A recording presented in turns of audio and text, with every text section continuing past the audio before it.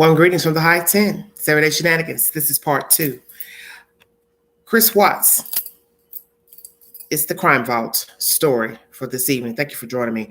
I'm going to play commentary that's running on Tubi, documentary. So this is somebody else's recording of the said documentary. So I will try to zoom through their commentary because I'm not wanting to play their commentary, but just the commentary of the documentary. So bear with me as I decipher through because I couldn't find the documentary where it's just playing straight through without anyone's commentary. But if you need verification for the information, this information is playing on Tubi as I speak as a documentary pertaining to Chris Watts and the story of what unfolded in Colorado years ago. Thank you for joining me. We will proceed.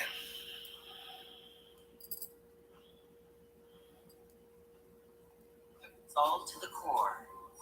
A Colorado man One is second. life in prison for killing his Well, pregnant wife and 2 young daughters. Trying to stuff your daughter. Hold on one second.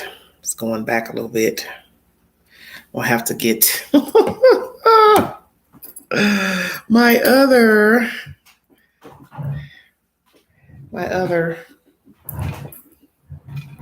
device. Hold on one second, everybody. I thought I had it with me. So 1 second. Got too many things playing.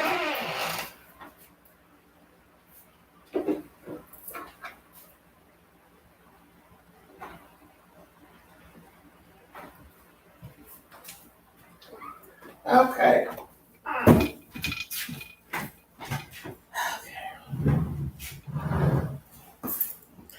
All right, everybody. Sorry about that. I thought I had something else. My other.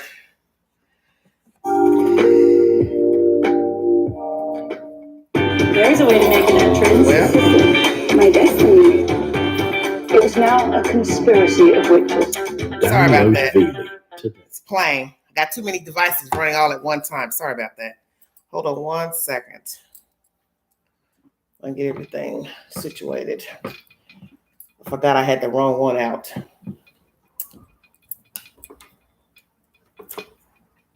Well, 1 second here. Too much going on. Let's see here. I got 1,001 things hooked up. Thank you all for joining me. Sorry about this. I had it all prepared, then I realized I had the wrong one running, hooked up. Okay, everybody, thank you for joining me. This is a deep dive into the murder of Cheyenne and the girls. Why did Chris Watts kill this family? Was it passion to be with another woman? Or was he sick and nobody knew that he was sick? Nobody actually knew him. He was imitating life, pretending to be somebody else. Hello, everybody in the chat. Thank you. Hello, Sarah. Thank you so much, honey. Let's see what we can get on here. Okay.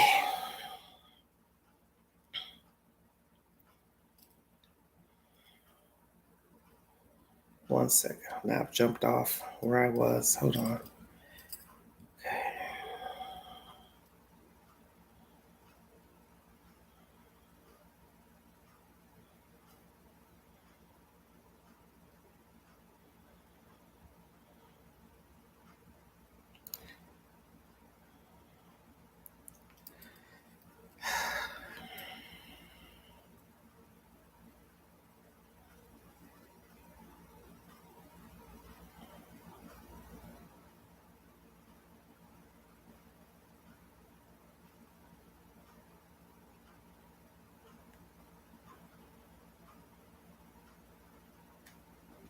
Whole is really beyond comprehension. And shattered the carefully curated image posted online. Hey guys, I'm here with my little munchkins. They just seem like they were like the perfect, happy American family. You have this middle-aged couple, married, young kids, pregnant wife, and you get to be kind of like a voyeur. You get to peek in. I mean, you really felt like you were her friend. I mean, she took photos of everything, recorded everything, posted everything. But as we've seen recently, what happens online isn't always real. Investigators believe Brian holds vital information on the disappearance of his girlfriend, Gabby Petito. There's a mismatch between what you share and your real life. Houston Instagram influencer who disappeared was scared for her life. There have been reports that she wanted a divorce. Everybody's performing, and the pressure to keep that up is a 24-hour job. Now our experts examine all the media in the Watts case to reveal what was really happening behind the scenes. That's a unique thing that I don't think we've really ever seen before. We were watching everything as it really happened on video. He didn't normally come out through the garage. Why? Mind if I come in, Chris? If you look at his mannerisms, I think there's signs there that there's a lot of frustration. The real Watts family was not what social media portrayed. He had spent so much time in front of the camera, to some degree acting. I just want him back. It's like, what did I miss? Let's look at it again. Is there something that we're not seeing? I just want them to come back.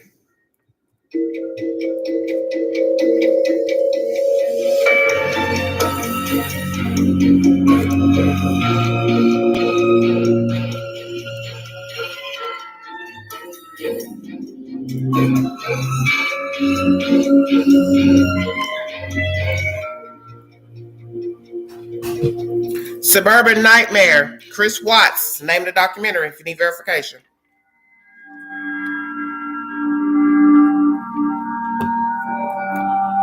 Frederick, Colorado is a beautiful, bucolic, middle America type town in the northern suburbs of Denver. It's a place where I bet you every neighbor would say, all of the bad stuff, that happens somewhere else, not in our backyard. This is definitely not a high crime area. The area that I live in, it's very, it's quiet, secluded. There are children playing, riding their bikes and their skateboard and shooting hoops. But on August 13th, 2018, a dark reality casts a shadow over this picture-perfect neighborhood. Shanann Watts and her two girls, 3 and 4 years old, are all missing. Watts is 15 weeks pregnant. If you're hearing this, when you're out there, please let somebody know you're okay. I got the phone call that said my neighbors are missing, and everybody was kind of just in shock. 30. Okay. He's going through that. The person. 4-year-old Shanann and Sorry her about two that. daughters, Bella and Cece, have seemingly disappeared. Shanann and the baby girls were precious. I saw them many times in the backyard, swinging and playing, and they were the happiest little things. They just seemed like they were the perfect, happy American family, living the dream. Hey guys. So I'm here with my little munchkins. Hi. Shanann Watts has lived in Frederick, Colorado for 6 years with her husband, Chris, and their 2 daughters. The missing mom is also pregnant. Mommy has a baby in her belly. There was so much evidence on Facebook and social media that everything was wonderful. The girls were always put together. Shanann was always upbeat and talking about how wonderful her husband was. He's the best thing that has ever happened to me. But scrolling back 10 years on Shanann's social media page shows life wasn't always so easy for the North Carolina native. Shanann was definitely driven as a person. I think it came from a deep down desire to get out of her own holes and hard places in life. She went through a really dark time in her life previously, and she was really unhappy. She struggled with her health. I thought my life was crumbling underneath me and I didn't know which way to turn. I didn't have a lot of friends at the time because a lot of my friends I did have, I lost because they didn't understand that I looked perfectly fine and I felt horribly inside, horribly. I quit my job of 9 years. I just said, I'm done. I can't do this anymore. In May 2010, Shanann's lifelong health issues are diagnosed as lupus. That same year, she meets fellow North Carolinian Chris Watts. I met Chris because my friend sent me a friend suggestion. What really got her was on their first date, she got a migraine, and Chris let her lay down on his lap, and then she woke up like 3 hours later, and she was still in his lap. He hadn't moved. And that was it for her. Like, he didn't judge her. He accommodated her needs without being asked. But one thing led to another, and 8 years later, we have 2 kids. We live in Colorado, and he's the best thing that has ever happened to me. He knew me at my worst, and he.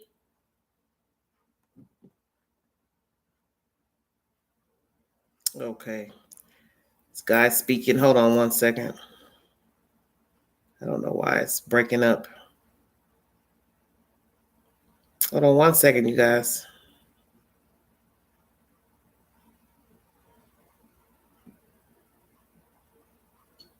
You didn't hear a word of that, did you? Right, start again. I made myself a Time because Captured here on her home's doorbell camera.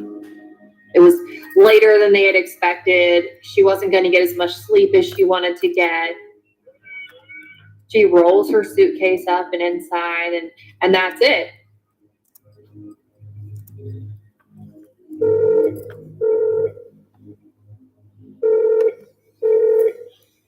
Alternative Communications, this is Stacey.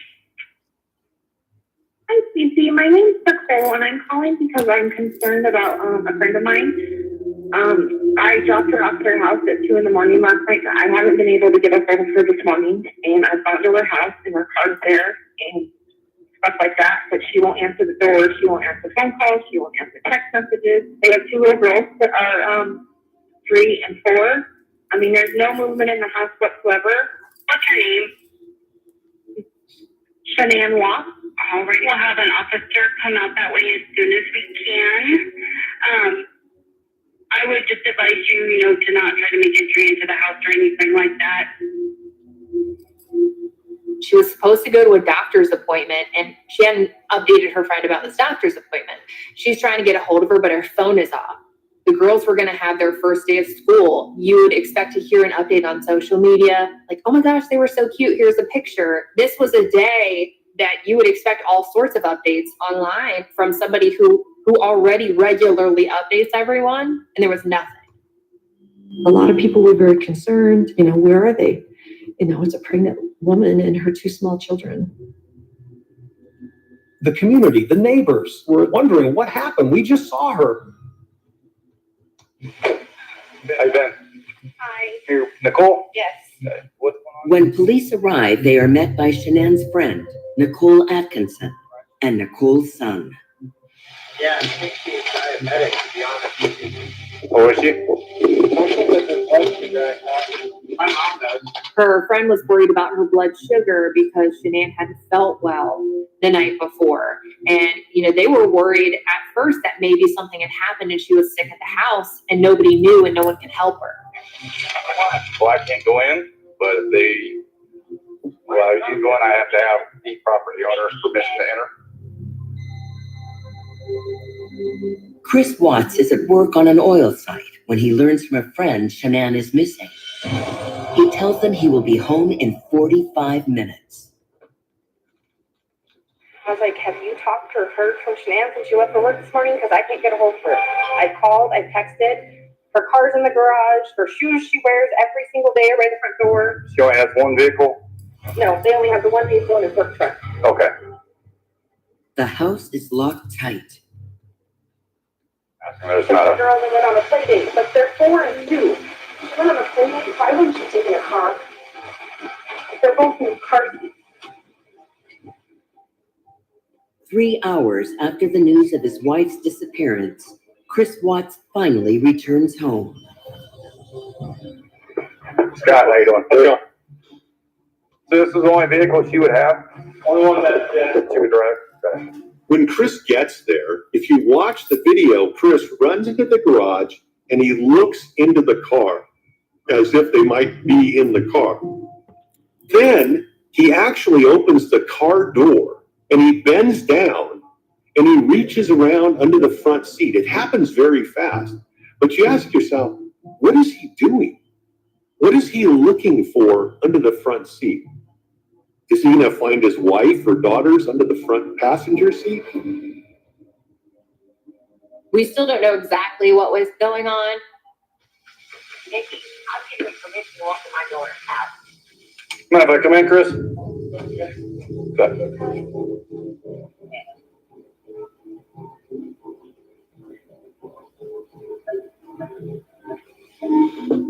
He checked upstairs, she's not there. I just want to make sure she's not passed out somewhere. Is she diabetic?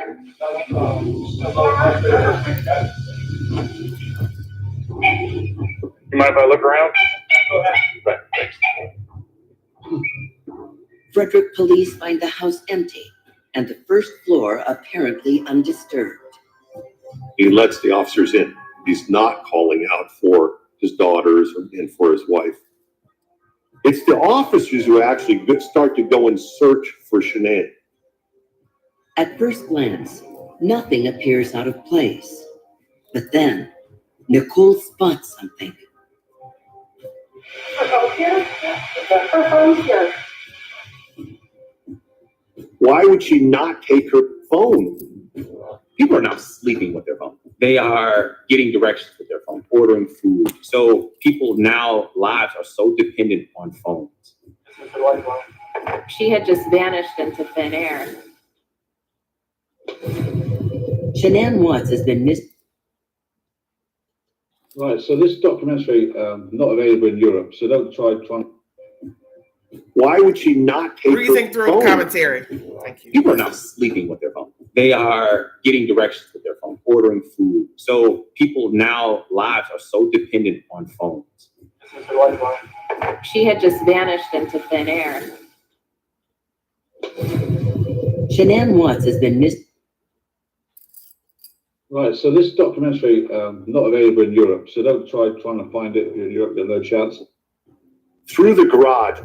He didn't normally come out through the garage. Why? Because the kids' rooms were above the garage, and the garage door opening up would wake the kids up because they slept very lightly. But Chris comes to the garage door, and he goes to his truck, and then he backs his truck into the driveway. But Chris has an explanation. Out there on the side, and do everything. You just go running everything out there, all the tools that I had to bring in. The commentary you're listening to right now, he is looking at the video on the TV screen with the neighbor and the cops of his truck being backed into the garage. Thank you. Okay, I believe Chris has a script. Now, if you watch my program, kids' room. Hey, Chris, so we need to have everybody step out of the house. Because we don't want the dog to get confused. Correct. So you can leave that there. You can leave your camera there. Okay, we just skipped over it because I can't. I don't want the other person's commentary There's the to be next one. live. Yep, all the bedrooms are upstairs. In the wake of his pregnant wife and two daughters' disappearance, Chris Watts welcomes a sea of media into his Colorado home. The police then get a search warrant for the house. It was absolutely chaotic. It was bombarded with the police drones and the canine dogs came. They did all of these investigations. But there's no evidence in the house to indicate where Shanann and the girls are or what might have happened to them. As news of their disappearance continues to spread, alarm grows within this tight-knit community.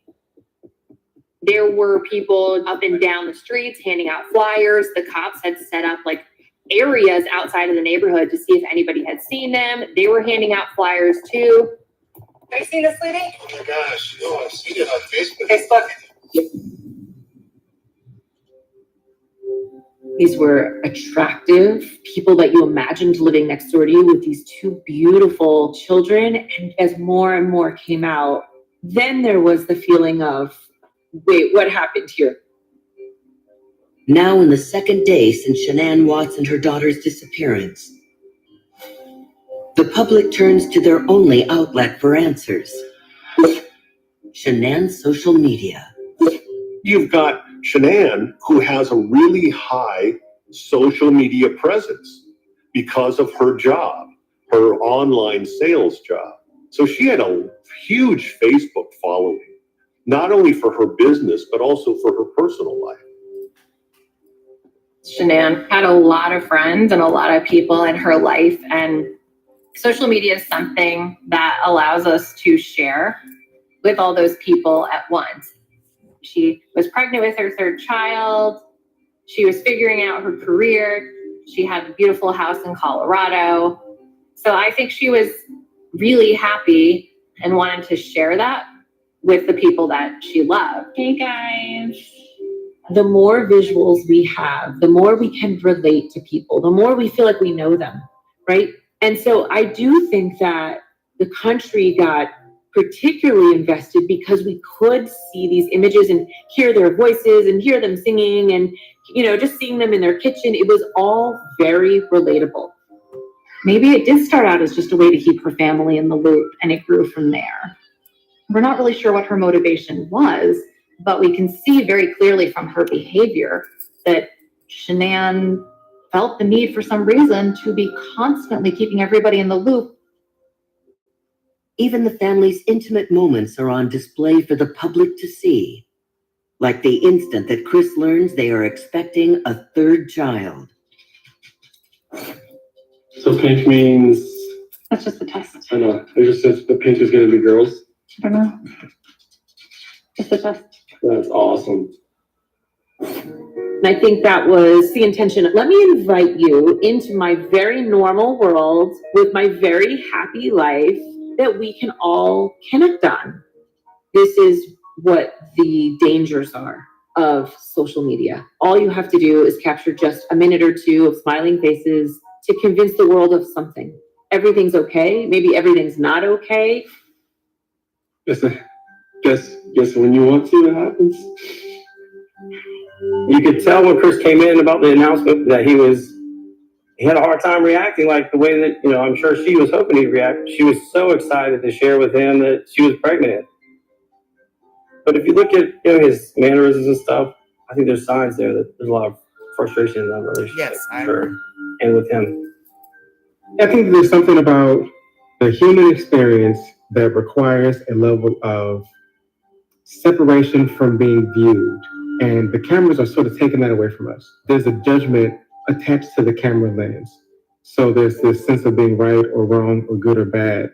There's also an intimacy that gets lost. I think in these videos, it shows that she envisioned this whole thing playing out a certain way. She probably thought about it for a good amount of time and staged it. And that's exactly what staging is. I mean, it's a performance. Despite the sunny home life Shanann puts forward on social media, there are problems. The real Watts family life internally was not what social media portrayed. As police dig into their finances, they discover the Watts are $70,000 in debt, and their homeowners association is suing them for unpaid fees.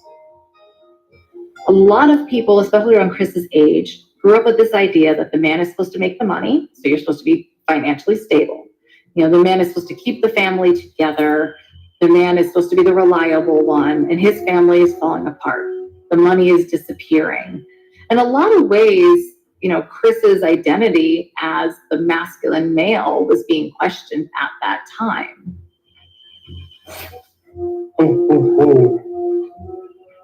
Here's Santa. Yes. Where's the phone? On top of your car in the garage. I need to get the pictures. Hold on. I gotta get the phone. This is hard. As one parent. I gotta That's all I'm saying. Get pictures. Oh, please. It's where you shows My they were husband's not a genius. on the same page. Okay, what I like about that is they put the piece in. Internal garage door open. You saw earlier that person exposed themselves by opening the. Seemingly lead Shanann to post I'm trying not to hear all this, what he's saying. They discover the couple had been spending time apart. Okay, I just picked up a comment from Debbie here. When the cops got there and opened the door, trying to vote him out. It didn't say garage door open. What you heard was on She is a clinical psychologist, Sherry Zegler. Because parents who are And Shanann, It's hard for me to, I'm trying not to show his she's like, commentary. no. You know, she'd ask Chris, if you need to talk to your mom. Let me go back a little bit if I can. It's hard to go You back. know when you're coming down the escalator so that I can film the kids. You know, and this was for content. This wasn't because we miss you and I want the kids to be ready. It was this, I mean, the kids were authentically happy to see him, I imagine, but her motivation seemed to be so that I can film it. She seemed to feel some type of need to be making these videos and having this content.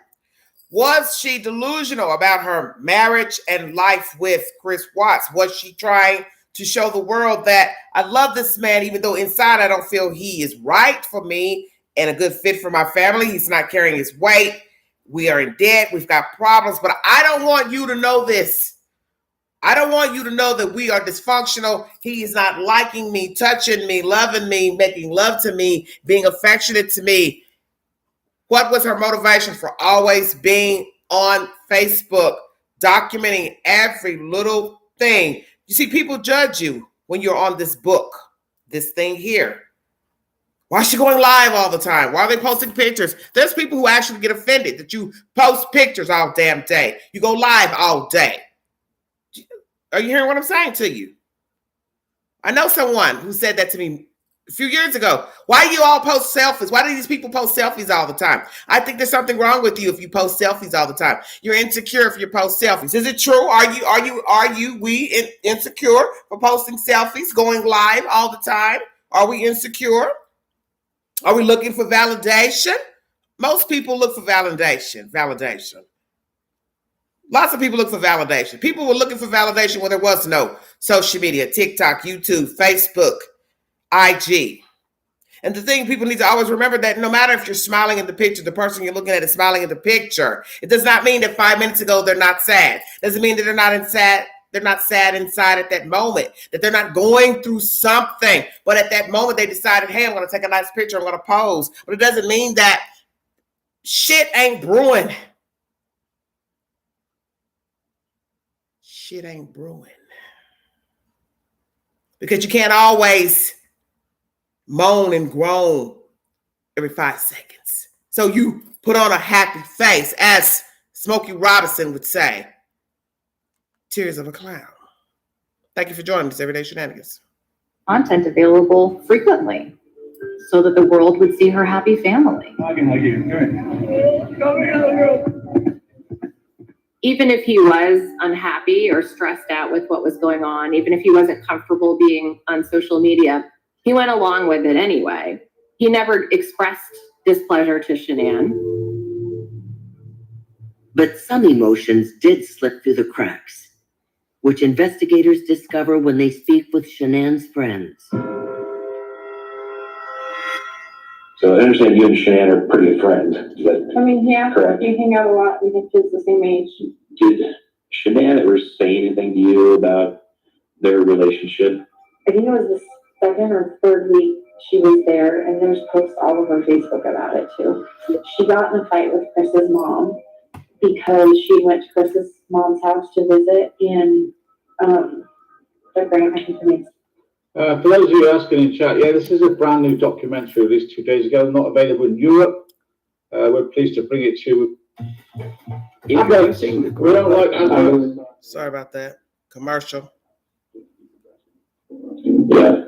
And that was it. He left the house to go to work and she was still in bed with the girls, and that's the last he knew. But after today, like with the onslaught of all the cars, all the police cars, all the new canine units. I tell you what I like about these documentaries, and it makes me jealous. How come they've got the footage of we see Chris face on? Why is it the body cam we were given is we see Coda face on, and we see the back of Chris Watts' head, and I can't lip read what he's saying, or see the back of Chris Watts' head, and I can't lip read what he's saying. I tell you what I like about these documentaries, and it makes me jealous. How come they've got... Sorry about that. Colorado Trying to go investigators are starting to uncover cracks in Chris and Shanann Watts' marriage. Still, with a pregnant Shanann and their young girls now missing for 2 days, the lone husband continues to attract sympathy from the public. People were calling my show in tears. They were incredibly upset. So many people had prayed for Chris Watts himself, this poor man. What it must be like to have a wife, pregnant, missing kids, this poor guy. And I'm like, no. If you look at all the interviews with everybody who was interviewed by the police, the FBI, nobody has one bad thing to say about this guy. I have not found one person before this happened who had one bad thing to say about it. Okay. No one... I'm trying not to play the person's commentary that's uploaded this because I couldn't find this documentary uninterrupted where I could just let it play and then I give my commentary after. So excuse the person's commentary because I'm not really trying to lean toward what the hell he's talking about in the commentary because we have difference of opinions of who Chris Watts is, was, whatever.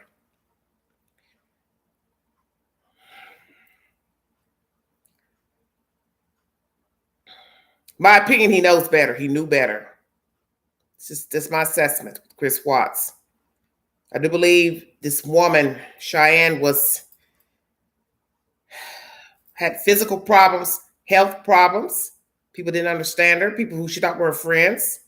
And she possibly was a demanding person, liked to spend money, don't spend money. I don't know because I don't know her. She's dead. It doesn't even really matter at this point. My thing is she didn't kill anybody. How about that? You know, it's easy to judge because you're not in this person's life. You don't really know the people. But that's the point. You don't know her. You didn't know her. You don't know Chris Watts. She was dedicated to working, striving for more. I'm questioning everything pertaining to this couple because I'm trying to figure out what the hell went wrong. And in the end, it doesn't even really matter because everything's up for interpretation. Do you understand? But she was a go-getter. That's been said about her. You hear here, people didn't have anything bad to say about him. But that doesn't really mean anything because he snuffed out 4 people. 2 children, a mother, and a baby in the womb. So it doesn't matter if she was this or that or demanding or wanted to spend money or wanted this. It doesn't matter. He could have walked out. If allegedly he told that woman on that morning, I want out, I'm not happy, but then killed her anyway. That shows still premeditation to me because eventually, after pleading, he goes on months later to get interviewed to say, I've been thinking about this. I've been thinking about snuffing her and them kids out. He wanted out. He didn't have to kill his kids. What you kill your kids for? You got a problem with her, why you kill your kids? So that shows me premeditation. You want it out completely. No obligations to child support, alimony, nothing. I don't want to owe nothing. I'm already in debt. I'm in debt with her already. I ain't gonna owe nothing else. Stay woke.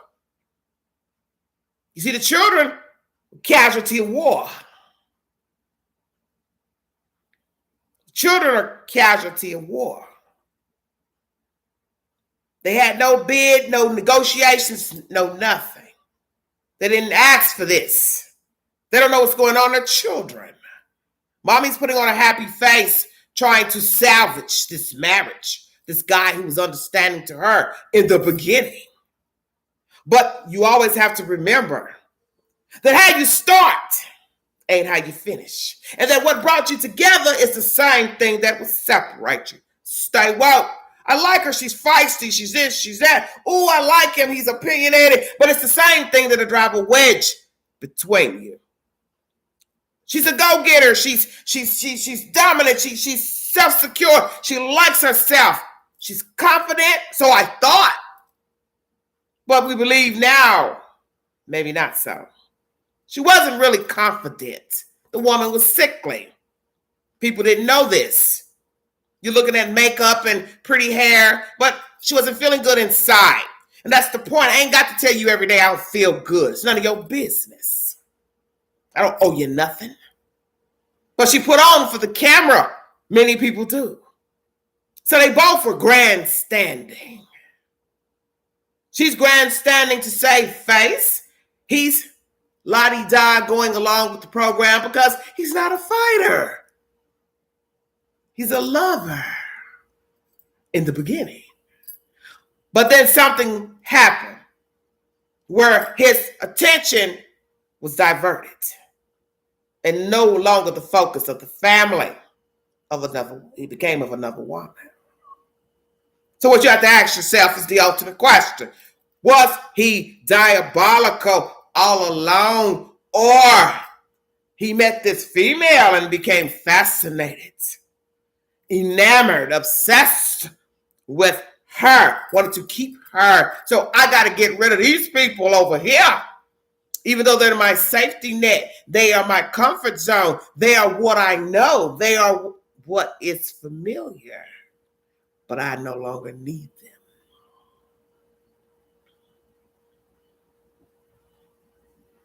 They gotta go. I don't need them. Why did they owe money to the homeowners associations?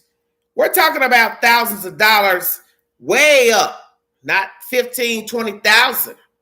Because, you know, the houses are probably expensive out there in that Colorado.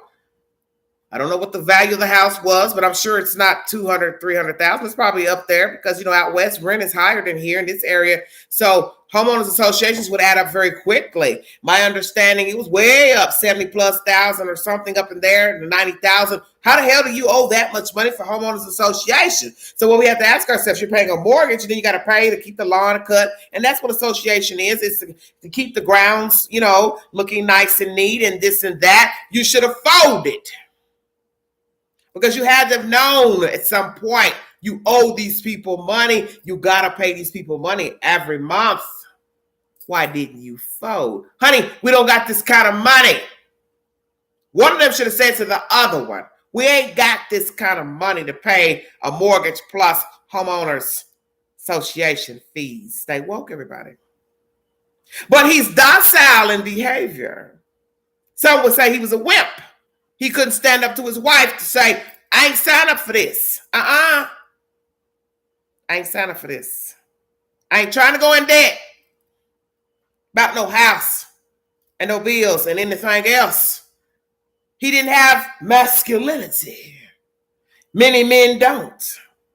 The woman is the head knocker. And that was Chris Watts' problem number one. He did not direct masculinity. He let his wife run everything from what has been alleged. And there may be a reason to that too. Maybe he wasn't the type to follow through. See, you don't know because we're not there. We weren't there, excuse me. Maybe he was the type. He wasn't good with money, wasn't good with budgeting. See, we don't know. But we do know they owed a lot of money. Homeowner association. And in my right mind, I'm telling myself, dear God, there's no way you could owe this much money, almost $100,000 in homeowners associations. They should have been telling you, hey, we need you out of here. But you can't tell them to get out of there because, one, they are paying their mortgage due to the bank, I'm sure. So that means so long as the bank is getting their money, hey, ain't got nothing to do with who you owe through the homeowners association. Stay woke. What was the real problem between Chris and Cheyenne?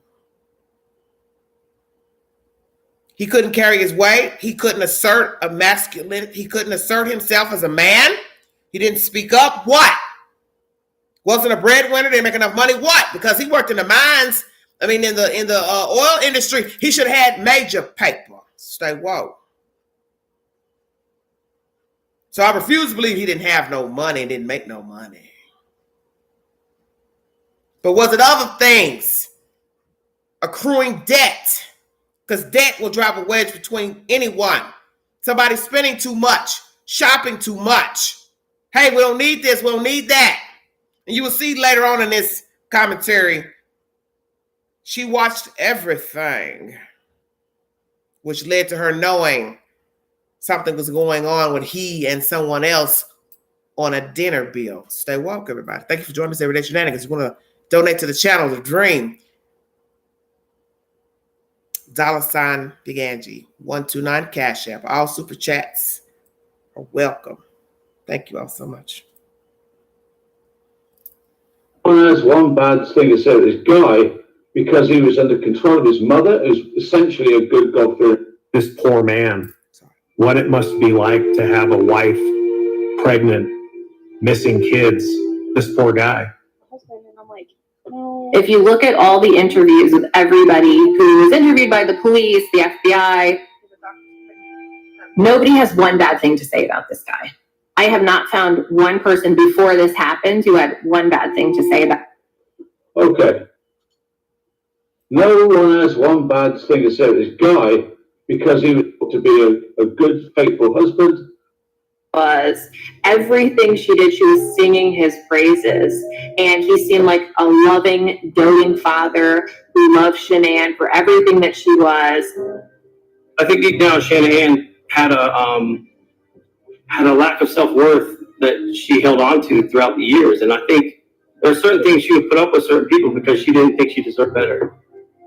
Social media adds to the pressure that people have to perform, to look better than maybe is realistic within their lives. You know, we all have struggles. Struggles are normal.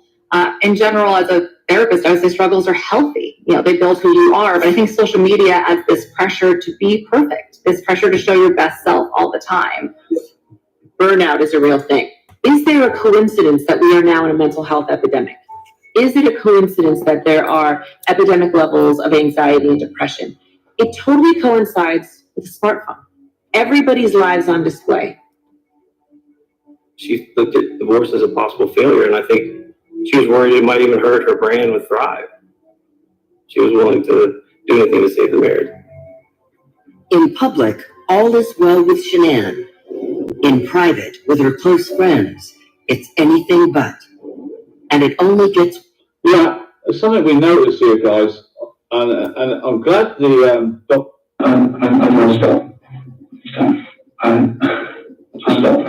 a change in that baseline. They're starting to discover when they're making this that there's two. Or the children. Sorry. And Shanann was pretty upfront with a lot of her friends. She had a lot of close friends. I didn't think this was a kidnap. So then you start thinking, well, maybe some marital problems, maybe she took the kids. Is there anyone that you think that maybe your wife got close with? It's very stupid that was the case because I had no inkling at all. No, there was never really even suspicion. Okay, not one guy. Okay, if that was the case, I mean, I didn't have a suspicion about it. Like, if it happened, it wasn't even like I wasn't aware. Okay, no, it's not going to. Okay, I see pictures of you from a few years ago, and I see you standing before me now. Now, I have to answer a question there. Chris is brainwashed, you think? He's far worse than brainwashed. He doesn't need to be brainwashed because he's like a tape recorder. He tapes Nicole Kessinger and becomes. So does Chris. Now he's morphed into Kessinger. These lives on display. Like, I'm 15 weeks pregnant. Like, this is not the time to have this conversation. You wanted this baby. I agreed to have this baby. We are having a baby boy. And now you're saying all of a sudden you don't even want this baby. And that really freaked her out. Still, the face Shanann presents online doesn't change. All of Shanann's videos were about how wonderful Chris was, how understanding he was, how he took on the medical struggles that she was having, how great of a father he was. Everything she did, she was singing his praises. And he seemed like a loving, doting father who love Shanann for everything that she was. I think deep down, Shanahan had a lack of self-worth that she held on to throughout the years. And I think there are certain things she would put up with certain people because she didn't think she deserved better. Social media adds to the pressure that people have to perform, to look better than maybe is realistic within their lives. You know, we all have struggles. Struggles are normal. In general, as a therapist, I would say struggles are healthy. You know, they build who you are. But I think social media adds this pressure to be perfect, this pressure to show your best self all the time. Burnout is a real thing. Is there a coincidence that we are now in a mental health epidemic? Is it a coincidence that there are epidemic levels of anxiety and depression? It totally coincides with a smartphone. Everybody's lives on display.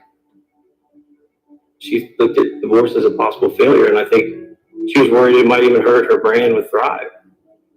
She was willing to do anything to save the marriage. In public, all is well with Shanann. In private, with her close friends, it's anything but. And it only gets... Yeah, it's something we noticed here, guys. And I'm glad the documentary... And I believed he was everything she did. She was singing his praises, and he seemed like a loving, doting father. His lives on display. She looked at divorce as a possible failure, and I think she was worried it might even hurt her brand with Thrive. She was willing to do anything to save the marriage. The marriage is in... From their North Carolina trip. I think they were in a very toxic relationship at the time, for sure. Little did we know, right, how toxic it actually was. With Shanann and the girls now missing for 2 days, investigators are coming to the conclusion that they didn't simply run off, and that Chris might have had something to do with their disappearance.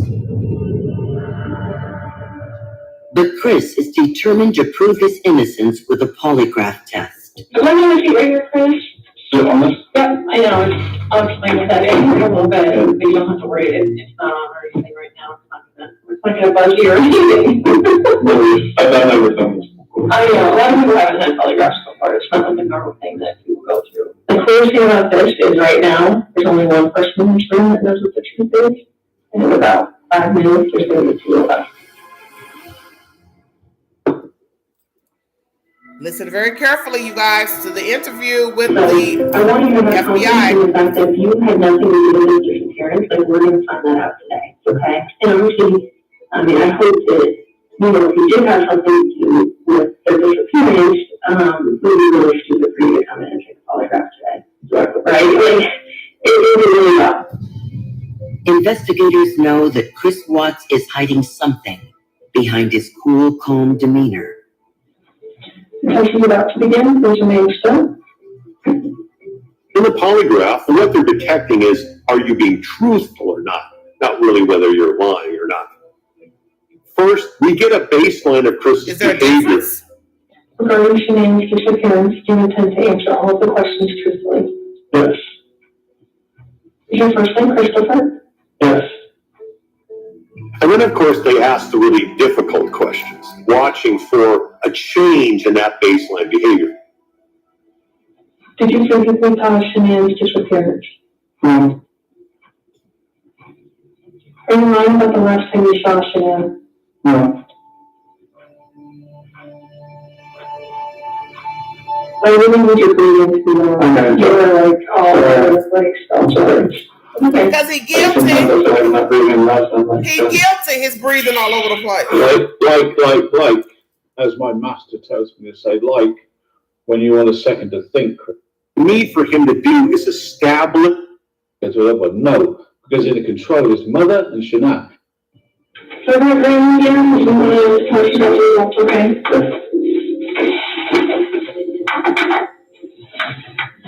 So, it's completely clear that you were not on this study testing, or did you already know that? You did not pass the polygraph test, right? Okay. So now we need to talk about what actually happened. I feel like you're probably ready to do that. I didn't lie to you on that polygraph, I promise. Self-sabotage is when you do something knowing that it's not going to work out, sort of as a way to hold yourself accountable. So did Chris self-sabotage? Did he know he wasn't going to pass? Or did Chris really think that he could pass the polygraph? Let me stop here.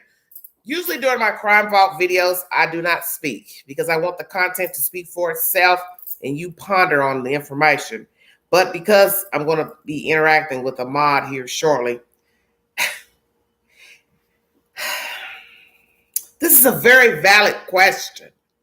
Did he think he was going to get away with this? Or was it self-sabotage? I'm just going to ride it out because I ain't got nothing better to do. But then that's contradictory because he ended up taking a plea to avoid the death penalty. So what was his motivation? Because before going into this room with these agents, Colorado, agents, federal agents, he saw himself on the neighbor's video. He's standing in his neighbor's house, looking at the TV and seeing himself bag his truck into the garage, which showed, damn, I'm caught.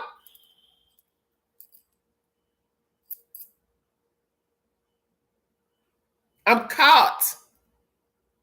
They see I bag in when I don't bag my car in. I don't park in the garage. I park off the street. Number one, the neighbor knows this. And the neighbor is calling all that out during this episode in the house where you have law enforcement, Chris, and the neighbor standing in the neighbor's living room. And they're all looking at it on a big screen. And at that point, he knew he was caught because he puts his hands up here like he was caught. So you have to ask yourself, then if you're caught here and you see you're doing something that you normally don't do, and your neighbor is calling you out, I'm going to go on and say the neighbor was kind of messy. I mean, I ain't trying to be funny, but the neighbor was rather instigating in that commentary and that live feed from the police's cam. You were caught, but yet you would still go in this room and take a polygraph knowing you were caught with your car backing in at 4 a.m. in the morning where nobody's coming out. But you driving the truck, allegedly that's you driving the truck. And after that, nobody else is coming or going to show your wife leaving the compound. Nobody coming in with another SUV car to tote something out. Daylight savings time. So you have to ask yourself what they've asked you here. Did he think he was going to get away? Or was this self-sabotage?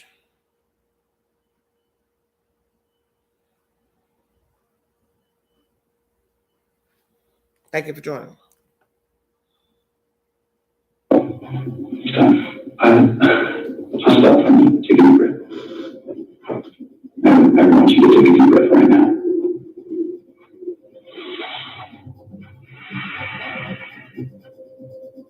They're really suspicious about everything that's going on. I think they really believe that Chris is involved in this. What they need for him to do is establish the facts as he knows them, as he saw them, to establish what he did. There's a reason you're so sick to yourself. And when people hold stuff inside, it makes you physically ill. And I can just tell on your face, I can tell from the second you walked in that you were wanting to just come clean and just be done with this. And I appreciate that because you knew sitting there in that chair that you weren't going to pass today, and you knew I was going to find out if I told you that. And then you continued to stay knowing that you could, at the end, say, you know what? She's going to leave it off my chest. Like, I just want to tell you what happened. Very confident FBI agents. I'm not here to play games. We're not here to do anything about you. We just want to know what happened. He's backed into a corner. He doesn't know what to do. And they're skilled investigators, so they had to use several strategies. This is where we want to reach the road, Chris. Like, don't let... Okay, if you're not aware of this, if you're not aware of armchair detective, you know the strategy that Tammy's using here is to read a chameleon and use other things to say that he killed the children. Longer, please. I'm not trying to make anything continue. Like, I want them back home, like. But you know they're not coming back home. You know that. I don't know them back in my head. I hope they come back home. But you know they're not. I hope they come back home. We just can't figure out why there's two Chris's. So we'll be talking about that, okay? 2 Chris's. Thank you, Your Honor. I can explain to Agent Coda. I have to give this lady credit. She was letting him know, we know you did this, Chris. We know you did this because, one, we've seen video from the neighbor where you're the only one coming and going to the house all damn day, morning, noon, whatever. That's number 1. 2, we've already talked to your girlfriend. Shut up, Queen. The motivation possibly behind killing your wife and kids. You've left behind a phone. Her phone was there. You left her purse there. Sheets off the bed, pillow on the floor, which is not normal for a woman whose house was clean as a whistle. Why would she not have a comforter on her bed? Sheets on her bed. Stay woke. And they knew that. Meticulous, excuse me. See, that's where you messed up, Chris Watts. You didn't plan this thoroughly because we're in an age of doorbell cameras, security cameras. You did not think of somebody having a camera on your house to show no through traffic. Nobody pulled up to your house to come in to steal a wife and kids. Number 1. No children, mother walking out of the house, getting into a vehicle, SUV, car, Uber, cab. That is where you messed up.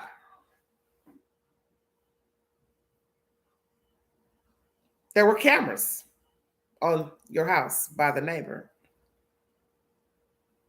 So there was no traffic to say, somebody went in and took her and the kids. So the mom and kids went out the door. You only have the camera of her coming home late in the morning and you backing your truck up hours later or however long, you leaving and voila, no more traffic. Ting! Checkmate. So they knew you did this. And you're sitting here playing duck, duck, goose back and forth. I ain't do nothing. No. I would hurt my family. No, I didn't do this. No, I didn't do this. Chris, yes, you did. Yes, you did. And they play coy with him, throw the girlfriend card out there. Losing weight, they threw that card out there. Ooh, people are going to start noticing you, blah, blah, blah. Oh, they laid it on. They knew what to do because they already knew that woman didn't walk out of there with those children. And then the other woman called. He didn't know that. To say, I'm concerned about the wife and children. So, ting, this is where he messed up. Cameras facing his house to show him leaving out late and no coming and goings. 2, girlfriend called police department. I gotta talk to y'all. What's going on?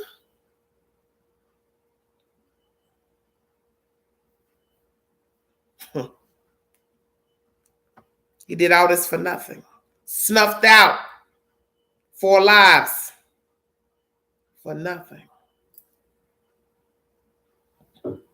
And he's never known this up to now. And if you're watching Agent Coda, you've been perplexed about this.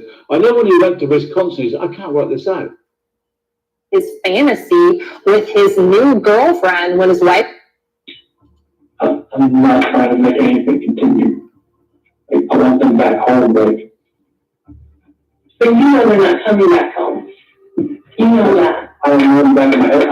I hope they come back home. But you know they're not. I hope they come back home. We just can't figure out why there's 2 Chris's.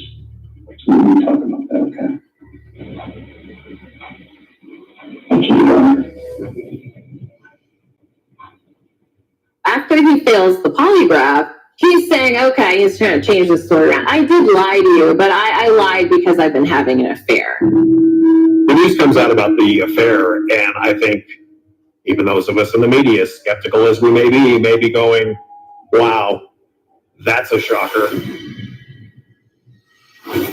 For the last 2 months, I have to apologize.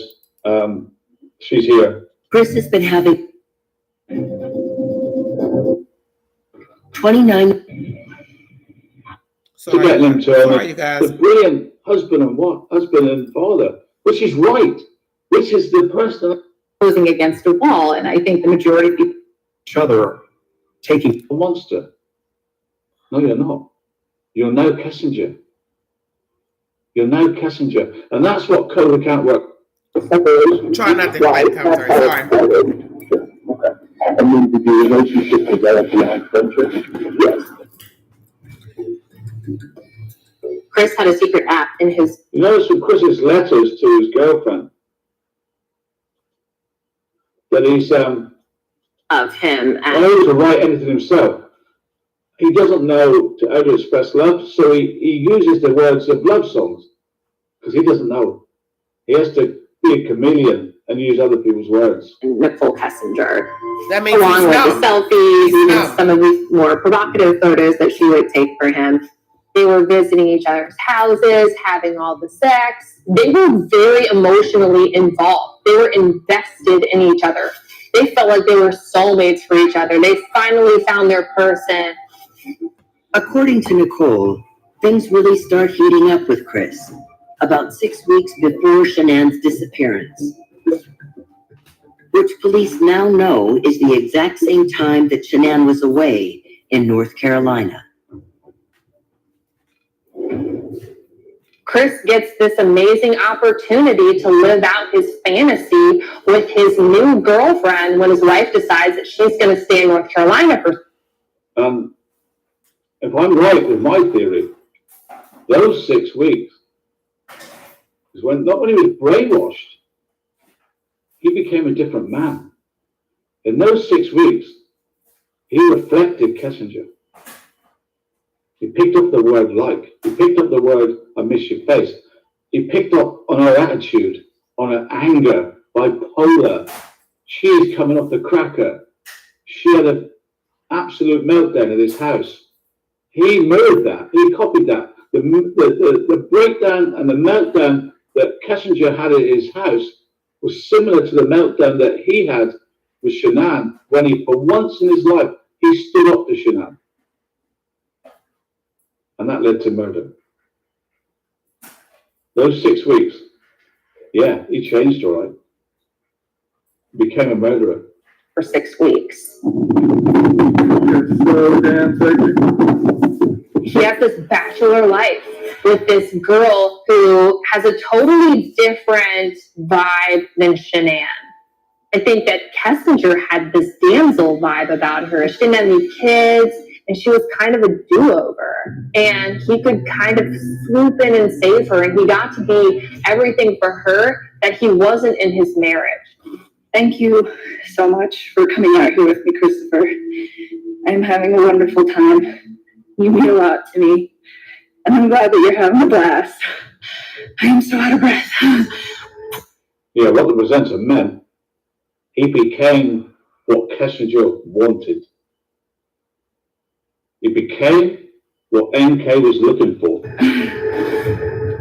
They made no bones about it, at least with each other, taking pictures, going on trips, going to the sand dunes.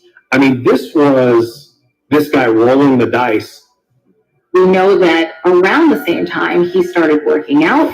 You know, there's a picture of her in a bikini posing against the wall, and I think the majority of people would agree that she herself appears to be in very good shape. Meanwhile, his wife is 15 weeks pregnant and is maybe showing what tends to go with that. One thing I did want to let you guys know is that I found out that she is 15 weeks pregnant. I did not know that. Nicole told the police. That's total lie. She did know that because she followed Shanann on Facebook, and Shanann was showing the world, oh, look, it's going to be a boy. As Chris stumbles through the room with his t-shirt on, oops, we do it again, and he has to act surprised. He'd already been told it's a boy. To make the film with Shanann in the t-shirt, oops, we did it again, it's a boy. It's all pre-arranged video. And the same with her. She knew it was a boy. Oh, I wanted to be the first to give you a boy. Why is she writing that in a text if she didn't know to after Shanann missed? This woman is lying. I have to put it bluntly. Why is nothing done about the lies? Well, you have to ask Mr. Rourke.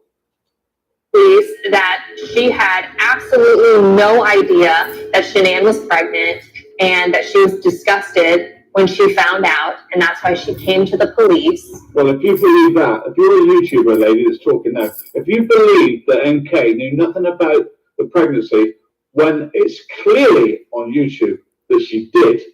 Somebody in the chat, Lorraine says, can't see him being no other way right now, Queen. Don't think he can fester the ability to recognize his reality. No, because you lied. See, this is the thing you have to understand about a liar. At what point am I a sane human to believe your version? You initially said in this commentary in the original interview with the Colorado investigators, federal investigators, I did not kill her. I did not hurt her. I did not cheat on my wife. Then you changed it when you realized the direction of the questioning. They know something. But damn, Chris, you knew they were going to know from the video, from the house. You told on yourself then that you're the only one that was coming and going out of the house. So it didn't even matter if they had somebody else to come forward to say, hey, I got a little bit of information I want to tell you. I've been messing around with him. They didn't have to have her, the girlfriend. There's nobody coming or going out of your house. They have video of her pulling up, being dropped off by a friend, and you backing up hours later and leaving. They didn't need anything else. You were stupid enough to leave her phone there and her purse and a car seat in the garage. Checkmate. I don't agree with everything this commentary coming from this guy from the UK. That's why I'm not trying to play what he's saying. As I told you all, I couldn't get direct audio to play except for my own TV. And I didn't want to go in the other room to play that because I wanted it on a loudspeaker.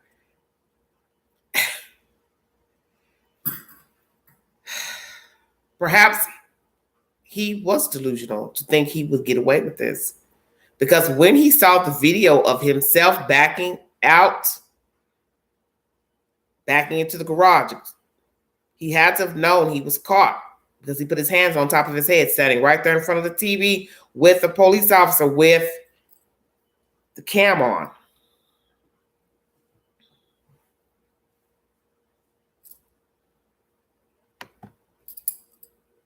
But yet he still would go into this interrogation and play the role. And I don't think there's some entity that was over him, as this guy is saying, he knew what he did. Everything he did was deliberate. When he followed through with this young lady, whether he looked at her, she looked at him, they worked at the same place. It doesn't matter. You followed through. You followed through with this young lady, knowing you were married and had children. You made a choice. There was no entity, no Illuminati. Nobody was pressuring him. It's none of that. Chameleon, yes, because nobody knew the real Chris. The father didn't know him. Close relationship with the father means nothing. Daddy didn't know him. Mommy didn't know him. Cheyenne didn't know him. The children didn't know him. Neighbors didn't know him. Friends didn't know him. Nobody knew Chris Watts. He was empty from the beginning. Good upbringing, family means nothing. Something went wrong with him a long time ago. Checkmate. It didn't fester, as Lorraine would say, until this event with the lady from the job.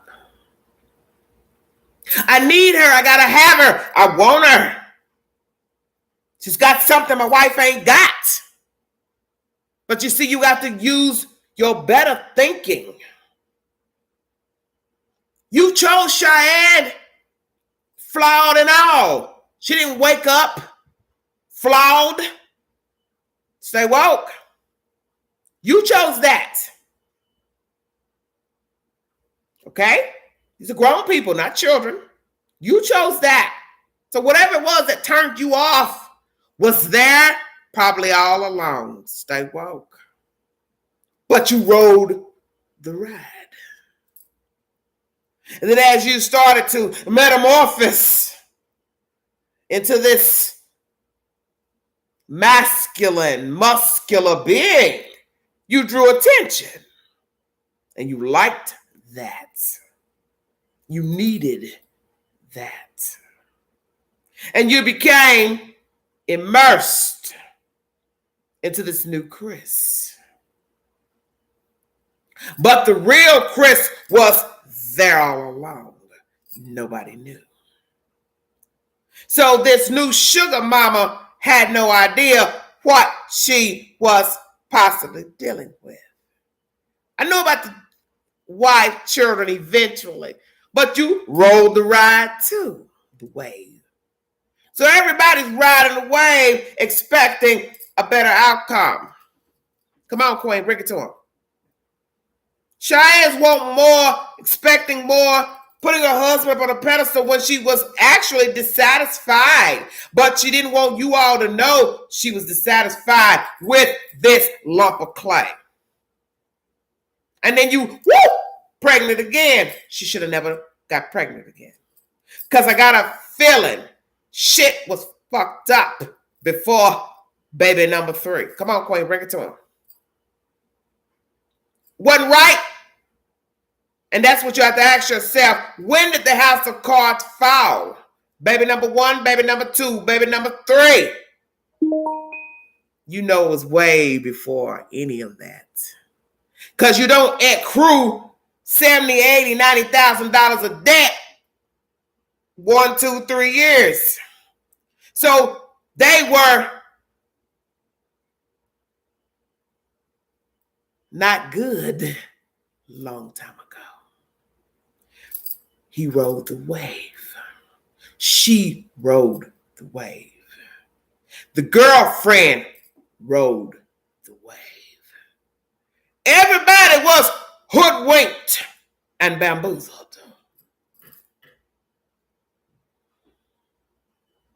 I'm going to stick with him. That's my baby daddy. That's my husband. I love him. He ain't doing what I want him to do. He ain't liking what she doing. They both were not compatible. They were not evenly yoked. But they rode the wave. And now here comes the outsider looking at him. Woo, he look good to me. I like a him. And he looking at her. I like a she. But he was weak for the flesh. What he couldn't do with her, be a man, a masculine himself. He couldn't stand up for himself. That was a choice. You see, you choose how to interact with people. You don't speak up and tell people how you really feel. That's on you. To keep going in and in and in, that's on you. You turn the other cheek, that's on you. And as they say, insanity is expecting a different result, doing the same damn thing. And we all have done it. Wanting the other person to change, but as somebody said, they ain't gonna change until they're ready to change. It's up to you to make the decision to bow out. Dr. Phil says it best. When are you gonna decide that this ain't working? And I'm gonna go and walk on about my business. I don't need his or her permission to walk on because I ain't happy. Why are you waiting on somebody to make a decision about your life? That's what Dr. Phil says. Just walk on out. Chris didn't.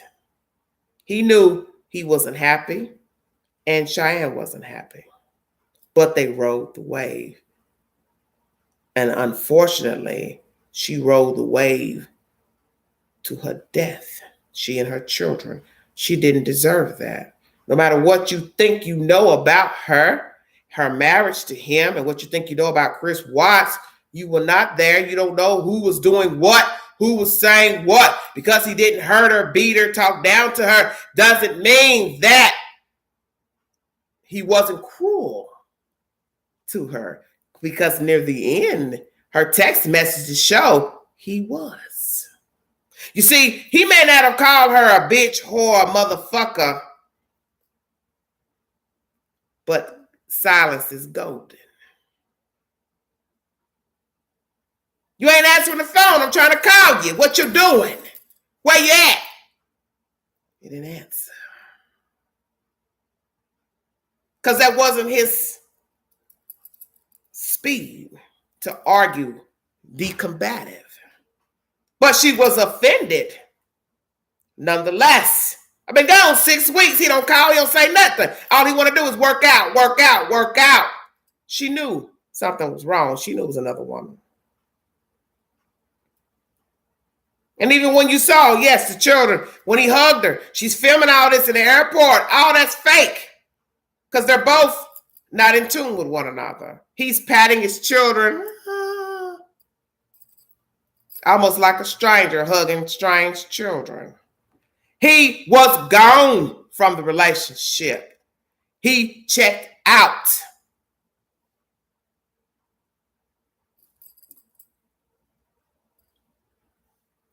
That's not how you pat your children. That's not how you hug your children.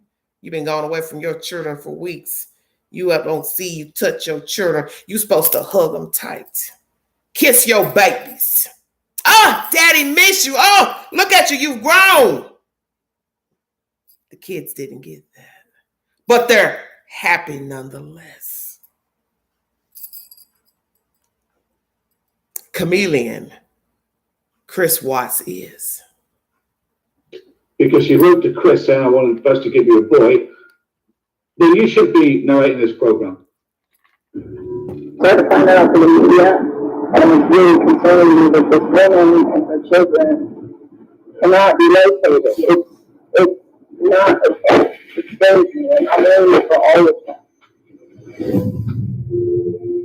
Having finally admitted he cheated on Shanann, Chris provides more details about his relationship with Nicole Kessinger. That 5 weeks I was alone, I was with her most of the time. She's a wonderful person. She knew I was married, yes. And so her. Okay. I want you to remember that line from Chris. Yes, I was with her like for 5 weeks. But I want you to know she's a wonderful person. Where did you hear that line before? After he was arrested, Chris said the same thing about Shanann. When his mum questioned about Shanann, he said, I want you to know that Shanann's a wonderful person. You see how he actually is like a tape machine. I want you to know that NK is a wonderful person, Mr. Detective. Mum, I want you to know that Shanann was a wonderful person. This man hasn't got a personality. He's got words that he's been taught and copied and mirrored. I've gone through issues, yes. And I told her that, we're going to get, at the end, like, you're going to be separate. Like, once I figured out what that was, I didn't know what that was going to be. I saw her, took my breath away, and I've never thought in a million years that could happen. I'm not proud of it. I keep going. And she keeps me of it. I denied it. Her. I heard her emotionally. I should have. Nicole was completely led on. He lied to her throughout that affair, like he lied to the media every time he came out, and quite frankly, lied to law enforcement. Here's the challenge that we have. We knew about Nikki, so we didn't need to ask you about her in the polygraph. I don't think this girl did anything to hurt anybody. Can you leave her out of it? I'll cut you back to your wife and your office. Okay? Police are actually saying, okay, Chris, we know you killed your family. They're accusing him of killing his family. Now, if you didn't kill your family, How should you react to that? With indignation. Like, this is ridiculous. Why are you looking at me? Why aren't you out there getting the bad guy? This is crazy. I didn't do anything. Do you get any of that from Chris? Yeah, but Mr. Profiler, that's a normal person. This guy is savant. He doesn't know empathy, emotion, and how you're supposed to react. He doesn't know that. The poor FBI agent there. Is this true? Chris didn't know better. He didn't know who he is, what he was. He didn't know he was an empty vessel, psychopath or sociopath, whichsoever. I'm not a psychologist, psychiatrist.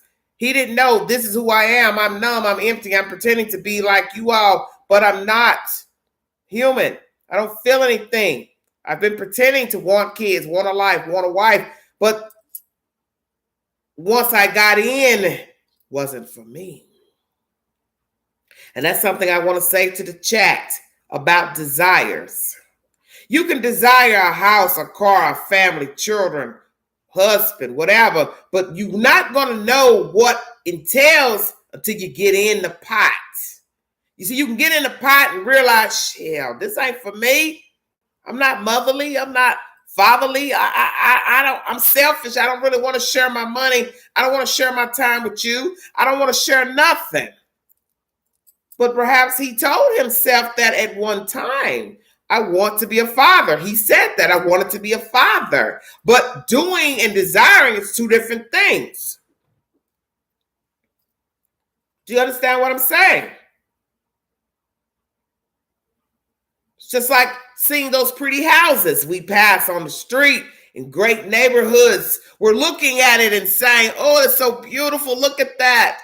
6,000 square feet. They've got a room over here, a bathroom over here, a bathroom over here, 3 garages, this and that. But it takes a certain kind of person to keep it up. You got to have funds. Come on, Queen. To keep it running. Because it can't run itself. It's just a structure. I want that. I need that big house. Are you following me? I need that. I want that house, car, motorcycle, whatever it is, that lady, that man. But can you maintain it when you get it? You see, because you're not going to know if you can maintain it until you get it. And that's where your problem lies, is once you got it, can you keep it? I didn't hear anything. Can you keep it? I want that job. It's for me. My name's on it. I done prayed about it. Lord Jesus, give it to me. I want it. I need it. But then you get it. Then you realize it's more than what you signed up for. You can't keep up. You can't maintain. You can't sustain. But it looks good on paper.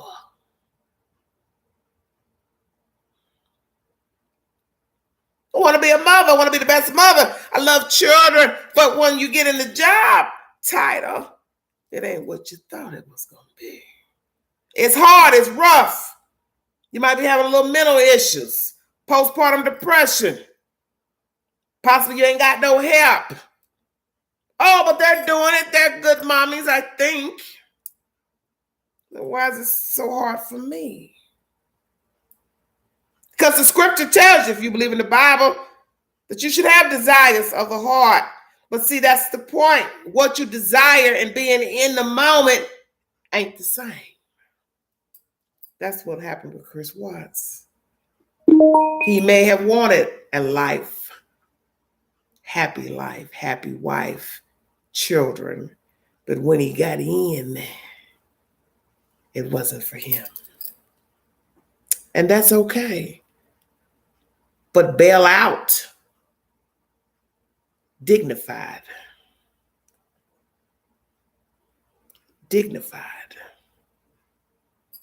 Is Steve talking about normal people? Chris is far from a man in the street normal person.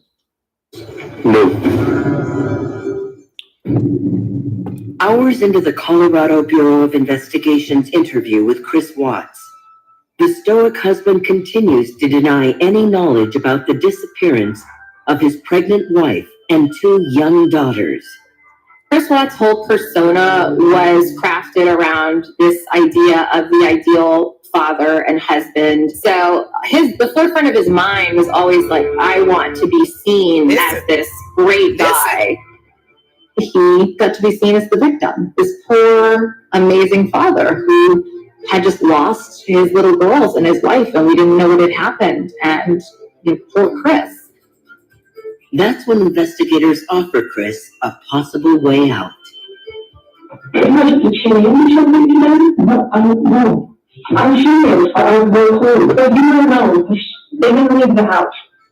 Did Shanann do something to them, and then did you feel like you had to do something to Shanann? Chicks are crazy.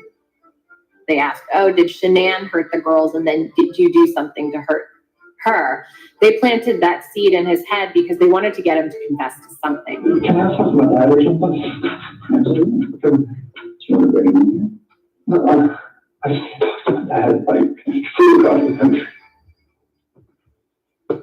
At Chris's request, investigators bring in 60-year-old Ronnie Watts, who has just arrived in Colorado from North Carolina that day. Hey, Chris, we're going to have a Mercedes, okay? Sure. You can leave us in there? No? Yes, sure.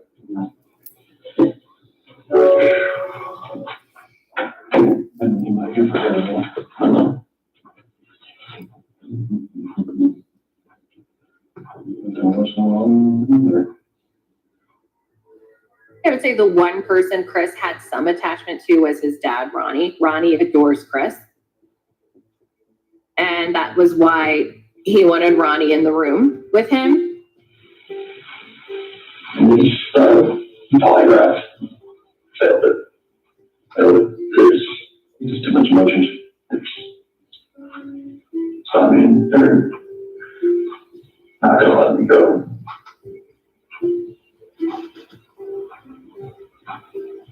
Just situation all I shouldn't. They know I had an affair. And they know. I can't think about that. Anything else you want to tell me? What's going on? Or what happened or anything that you don't think about? We had that conversation that morning.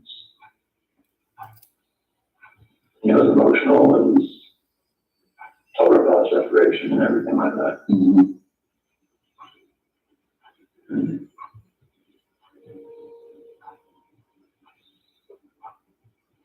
Because for the first time, he was told to by his new persona, NK, that he has to tell Shanann about the affair. And with it came the emotional conversation. Chris doesn't know how to say it. What he meant was an argument.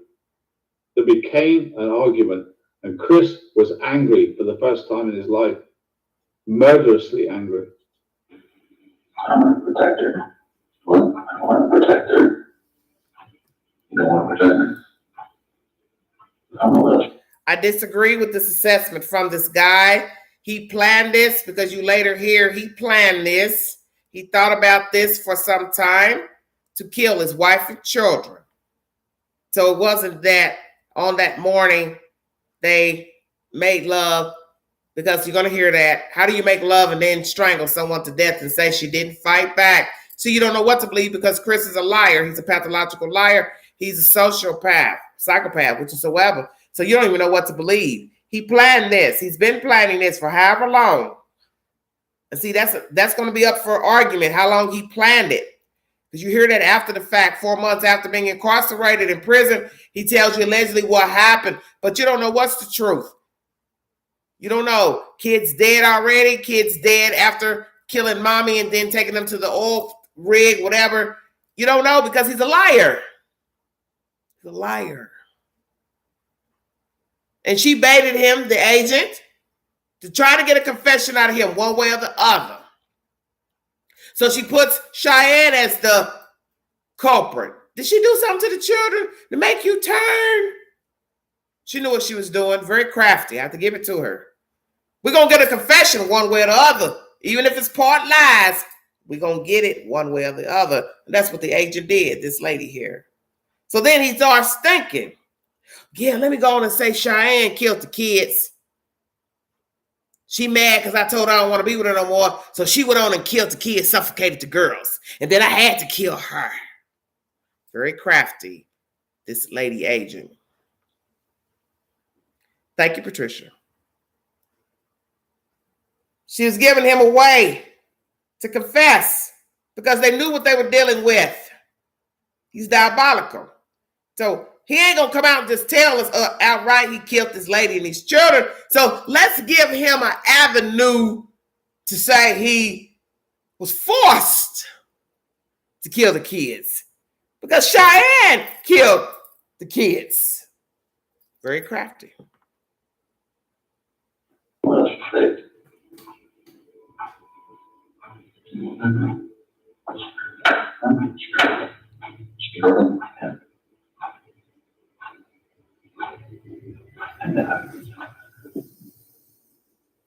He blamed Shanann and said that she killed the girls, which I do not believe could even be. No, he didn't say. He didn't say that. Listen again.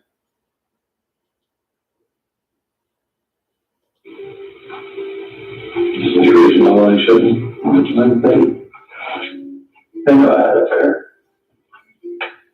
And they know. Right, in Chris's head, he's talking about NK now. He's got NK in his head, right? I can't think about that.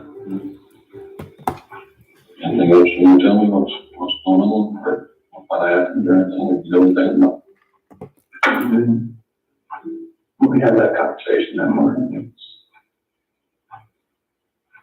It was emotional. It was told her about separation and everything like that.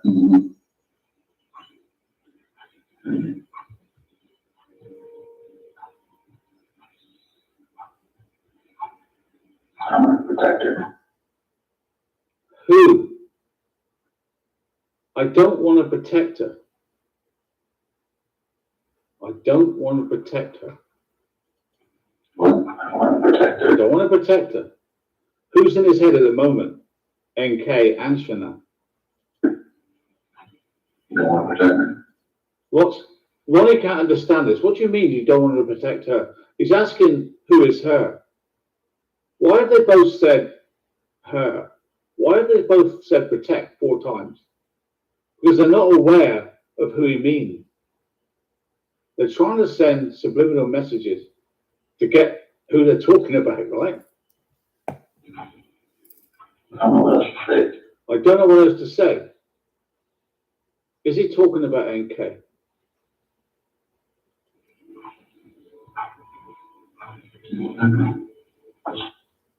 Do you know what happened, says Ronnie. What? So Ronnie says, she hurt them.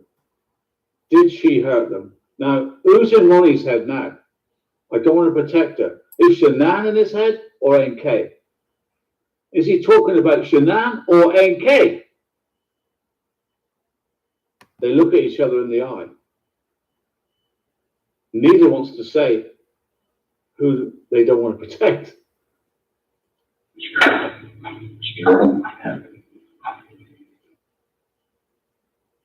Yeah. She hurt them, but which one? And it's the telling sentence. And then I had to kill her. Look at those words. Had to. Why did he have to? Well, they're cross purposes, but here's the sentence I want you to remember for the rest of your days. And then I had to kill her.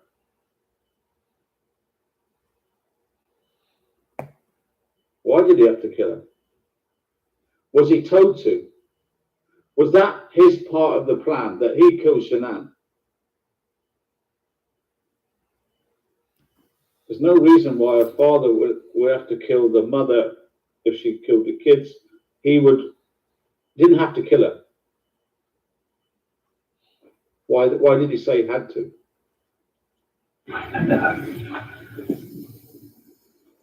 He blamed Shanann and said that she killed the girls, which I do not believe could even be possible. When did he say Shanann killed the girls? When did Watts say that Shanann killed the girls? Let's go back again. At Chris's request, investigators bring in 60-year-old Ronnie Watts, who has just arrived in Colorado from North Carolina that day. Before we go any further, Shanann's deceased. He cannot protect Shanann. Chris, we're going to let you have however much time you need, okay? Sure. You want to leave us in there? No? Yes. Sure.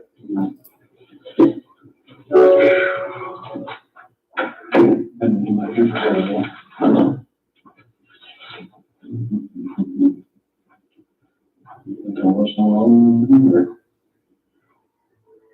I would say the one person Chris had some attachment to was his dad, Ronnie. Ronnie adores Chris. And that was why he wanted Ronnie in the room with him. This polygraph failed it. There's just too much emotions. So I mean, they're not gonna let me go.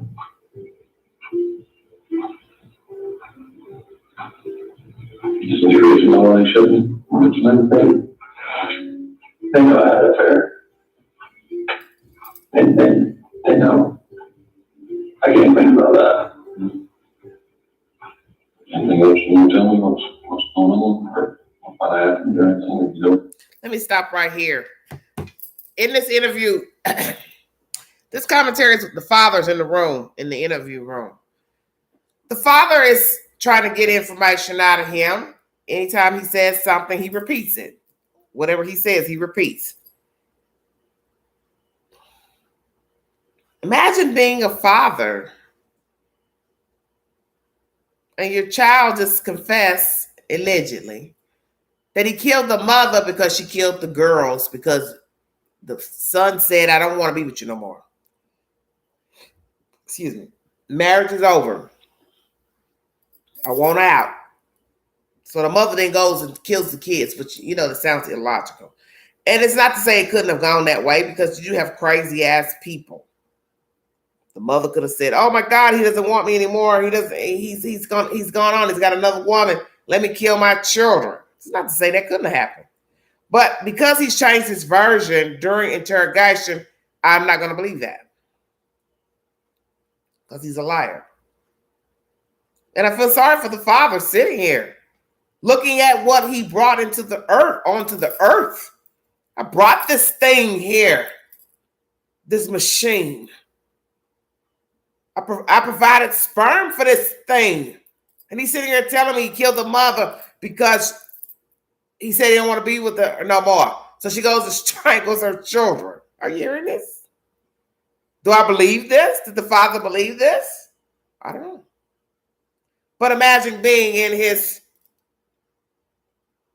place at that time. Hello, Gigi. How you doing? Imagine being there. This is your child. Your child is now confessing to killing mother only. Because he doesn't want people to think he's a baby killer, plural. Stay woke now. They're going to think ill of me regardless. But not for killing kids. Killing that damn woman. Hell yeah.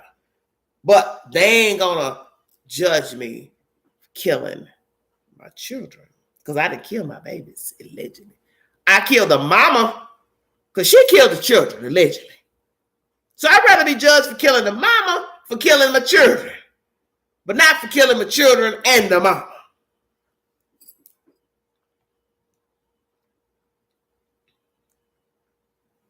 Thank you for joining me. It's Everyday Shenanigans. Would you like to donate to the channel? $sign began to 129 Cash App. All super chat stickers are welcome to the live. Thank you for your time. You don't think no. We had that conversation that morning. It was emotional. It was told her about separation and everything like that.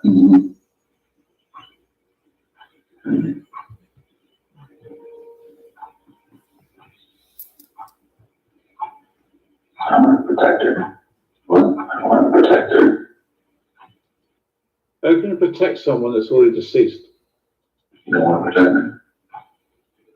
I don't know what else to say. I don't know what to say because I can't say what happened really, Dad.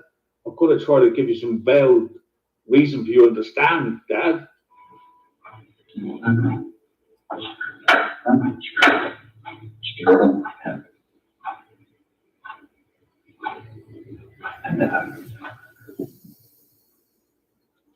Okay, so what we have is, did she hurt them? And Chris saying yes, and then I had to kill her. Where does it say Shanann killed the babies? They talk about having an affair and coming clean, and they say that she hurt them, and then I had to kill her. Well, the only person that's deceased is not NK, is it? It's Shanann. So who's left alive? NK. Who's he protecting? He's not protecting Shanann Watts, so who's left? Blamed Shanann and said that she killed the girls, which I do not believe could even be possible. I think he wants to run this by his dad first to see if his dad sort of buys this. Exactly. And then if his dad buys it, then he can, Yes, give I it to the agree. police. The agent put the bait there. He followed through.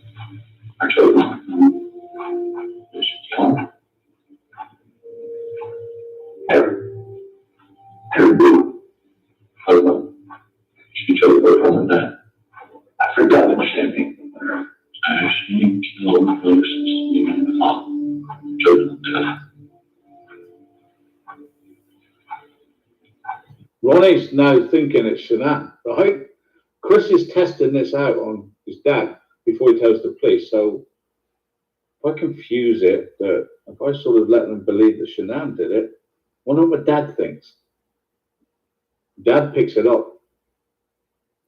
Chris likes that. 1 second. What letter are you talking about, Andy? What letter, baby?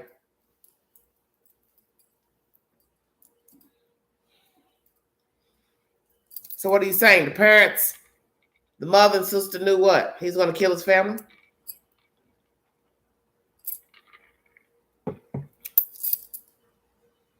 He doesn't want to take responsibility for death of children, but he thinks it's okay to blame the dead wife. Well,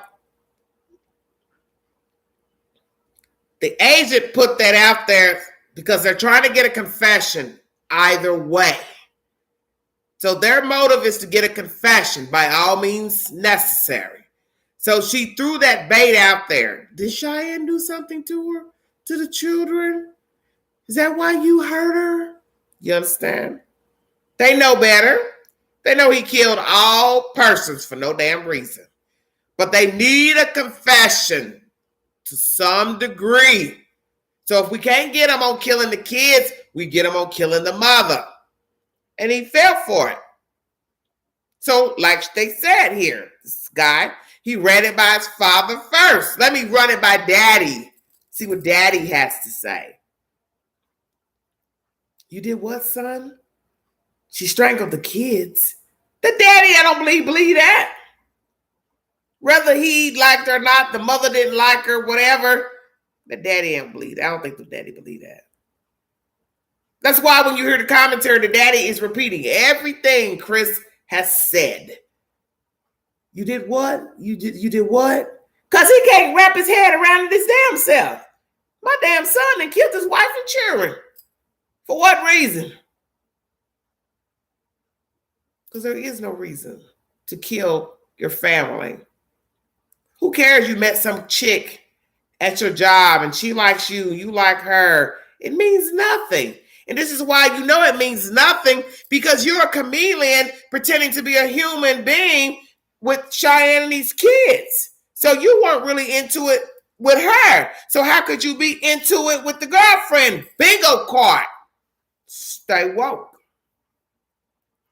You are a chameleon with your own wife and children and friends and co-workers and all of that. And when you was a little chubby little son of a something, you're standing there talking with your computer up on your countertop with people in your living room talking about relationships and this and that. You was a chameleon then as a fat boy.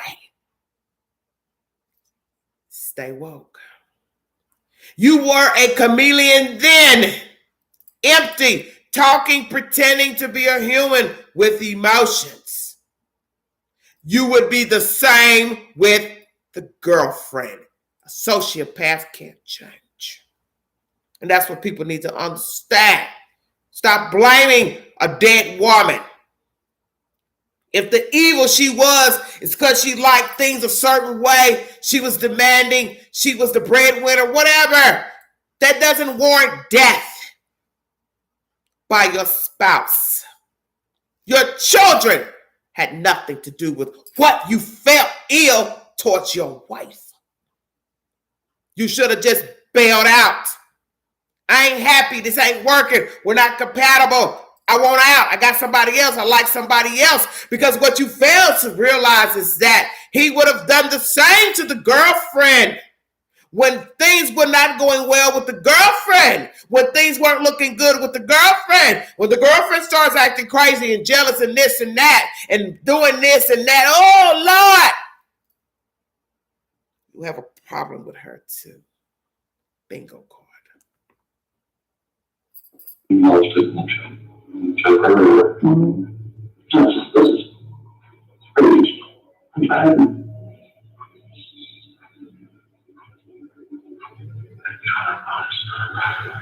Once he admitted that he did it, then there was this flush of huge sadness.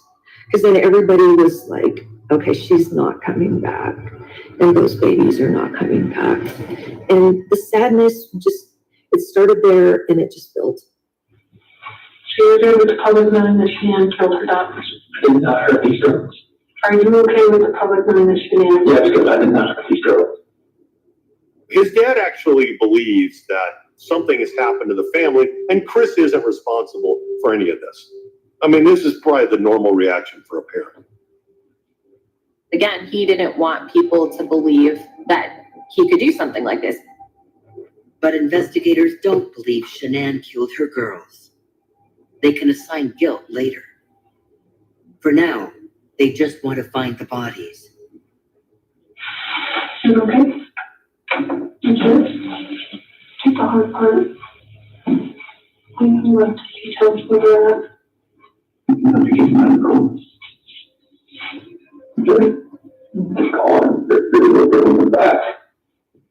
Where are they?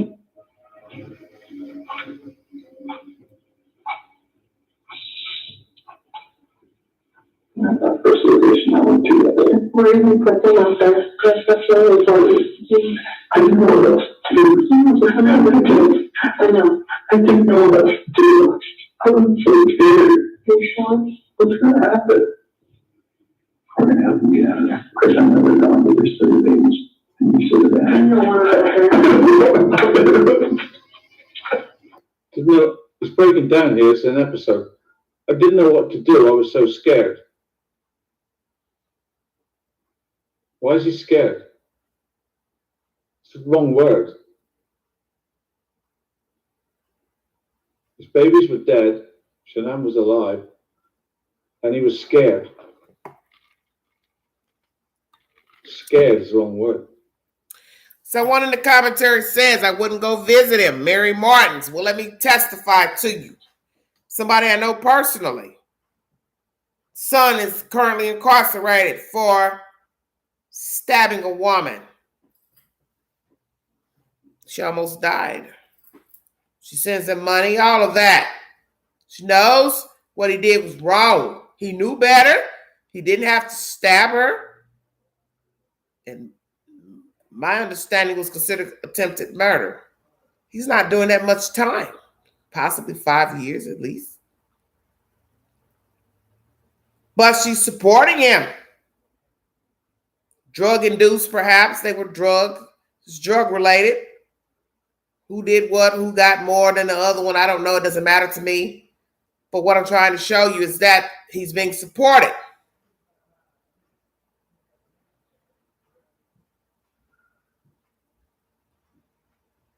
Karen, I don't think the girlfriend was involved. I don't have any information to say she was involved. Because in the end, Chris knew better. He didn't have to do this. But the point I'm making is that people support people knowing the heinous crimes that they've committed. Murder, attempted murder, aggravated assault, whatever the charge is. People support people in wrongdoing. Even murder. People hold the lie. People hold the deception. People hold the secrets. And this person I know right now is supporting their son after he brutally stabbed a woman almost to death. And even that victim told me personally, I forgive him for what he did to me. She told me this a few years ago. I forgive him for stabbing me. I don't think he really meant to try to kill me.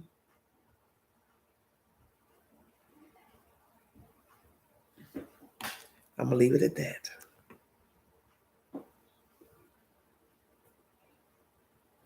Did he go along with someone else's plan? Yeah, unimaginable. And it gets crazier. As police race to the oil fields where Chris Watts claims to have hidden his murdered family's bodies, the guilty husband is more concerned about what people think of him.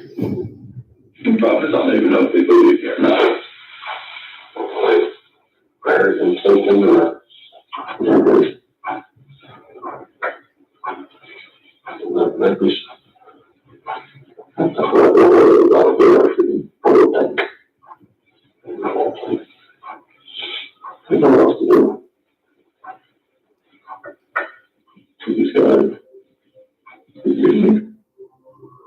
He did not break down until he was actually confessing, which begs the question of who he was crying for. Was it for his children and his wife because he felt guilty or sad that he wouldn't see them? Or was it for himself, knowing that he was now going to jail, knowing that now this version of himself was the real version everybody would know, knowing that the fantasy and the fairy tale was now over?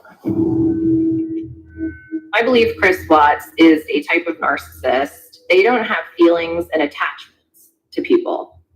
So they have to learn to mimic other people to fit into the world. Wow. Thank you, lady. He has to mimic other people. He's been doing it all his life. I've now totally explained it to you.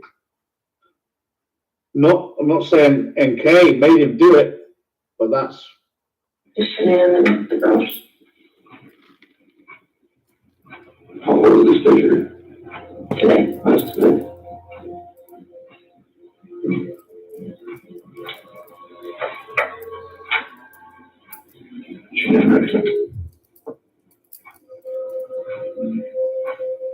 Was that sheet found down here? Where's that from? That was what Shanann was wrapped in. Yeah, I'm just pushing in. Okay, I'm where the girl went. Okay, Mm-hmm. Investigators on site make a startling discovery. Chris stuffed 4-year-old Bella and 3-year-old Cece's bodies into the oil wells. Police get there and they're shocked. The hatches on the oil tanks, they're about the width of a paper plate. And they can't figure out how you would get a child through them, let alone two. No, it sounds crass, but did you have to kind of squeeze them in to get them down there? No, I mean, wasn't right. I mean, okay. I don't want to like describe it, but I mean, Yeah. Feet first or head first? Okay.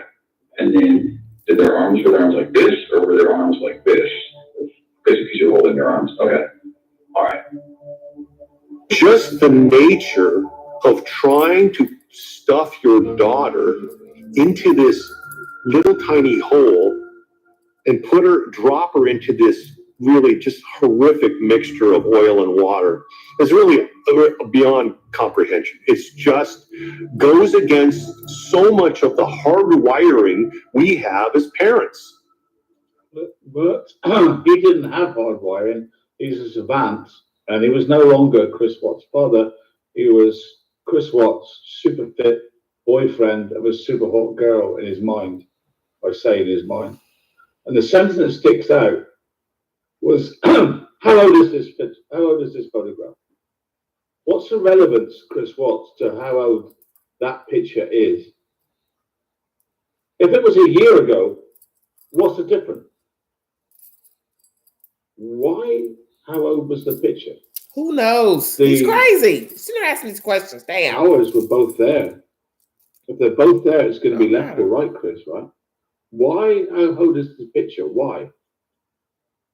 Try to put logic to somebody crazy. Once their bodies are recovered, they were able to say, okay, we found them. You know, she was wrapped in this. She was wearing this. And when you give him the facts and he has to relive what he's done, you hope he's got some kind of remorse. Just understand that for me. I'm gonna have you fix that wall. But even as he is taken into custody and charged with the murders of his wife and children, Chris Watts refuses to accept responsibility for his daughter's deaths.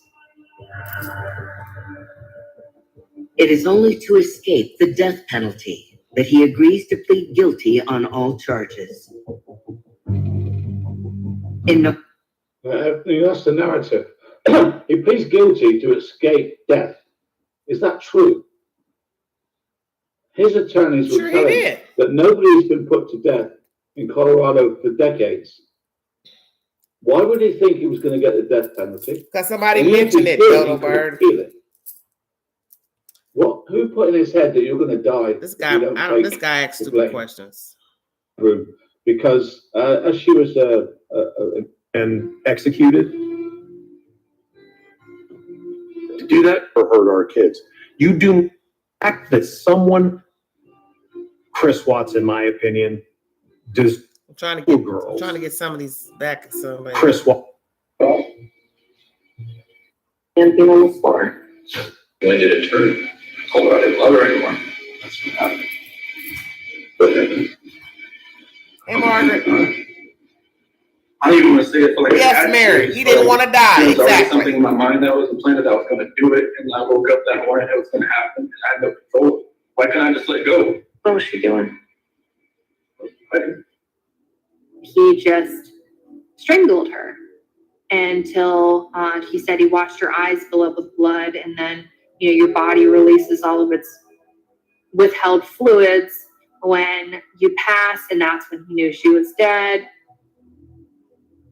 He truly killed her very shortly after being intimate. It's almost like none of this makes any sense to a common person, a lay person, or somebody who studies. Let's chop that up. Why would he make love to his wife and then kill her? Says she didn't fight back. So you don't know what's the truth or not because he is a narcissist. He's a pathological liar. We don't really know if he had sex with her. The medical examiner will have to tell us that there was, you know what I'm saying, evidence that there was sexual relations. So what's the truth? Did he have sex with his wife before murdering her? Did he tell her after making love to her, hour or two later, whatever, hey, yeah, I got a girlfriend. I love her. I like her. I don't want to be with you. And then start choking his wife. Who's to say she wasn't dead in the bed when she got home? Who's to say she didn't come in? They talked, argued. She said, I checked the records to show you've been out to eat with somebody. You ordered $60 worth of food. It was just you. And he went on and said, look, I got a girlfriend. I like her. Woo, woo, woo. He strangled her, let her lay there. He went to sleep the rest before going to work. Then boom. Killed his kids at some point. So you don't know what's the truth. Only the medical examiner can tell you if the children died in close proximity to the wife or when they got to that oil rig. Because that's the version he gave after the fact. 4 months later. He changed it up. I put her in the floorboard, dead. Children were asking questions. I said, Mommy's all right. I took them alive to the oil rig and then what? Strangled them what? Suffocated them what? And then put them down in the rig, hands up like this. Squeeze them down into the damn thing, feet first. This is ridiculous. This man is sick. Don't try to tell me nothing about no woman. Oh, she flirted with him. Who cares? People flirt all the time. They don't even follow through on the flirt. You know how many people flirt with people but don't follow through? You better stay woke. I've met many men who flirt and they didn't bust a grape. They ain't do nothing. They ain't ask for a number, nothing. It's a game. Let me see if I can wheel her in. But I have no intentions of following through. What your children got to do with what the fuck you feel for your wife? You mad at your wife? You angry? What? You got to be angry. You can't say he wasn't angry with his wife. You killed your wife and your kids, an unborn kid. You can't say he wasn't angry. Oh, hell yeah, he was. Whatever the hell was going on between the two, whatever he didn't like about his wife, he took it out on her and those kids. You know that. This ain't about no passion. Heat of the night, heat of the passion. Come on now. He really knew what he was doing. Study psychology. It's just really difficult to understand this. Because even the psychologists don't understand what was wrong with Chris. It's not something a psychologist could pick up unless you knew what I know. He's the Rain Man. That's what they don't get. And I hope in years to come, people will understand what I don't know what he's talking about, this Rain Man stuff. But what's even more confounding is what Chris does when his daughters wake up. What she said. She got her book blanket with her. And where was Shanann at that point? Pretty much on the bed, but she was face down. But Shanann and that sheet carried her downstairs. I truck up. So you put Shanann in the truck and then you put the two girls in the truck? Sitting in the back with in that bench seat.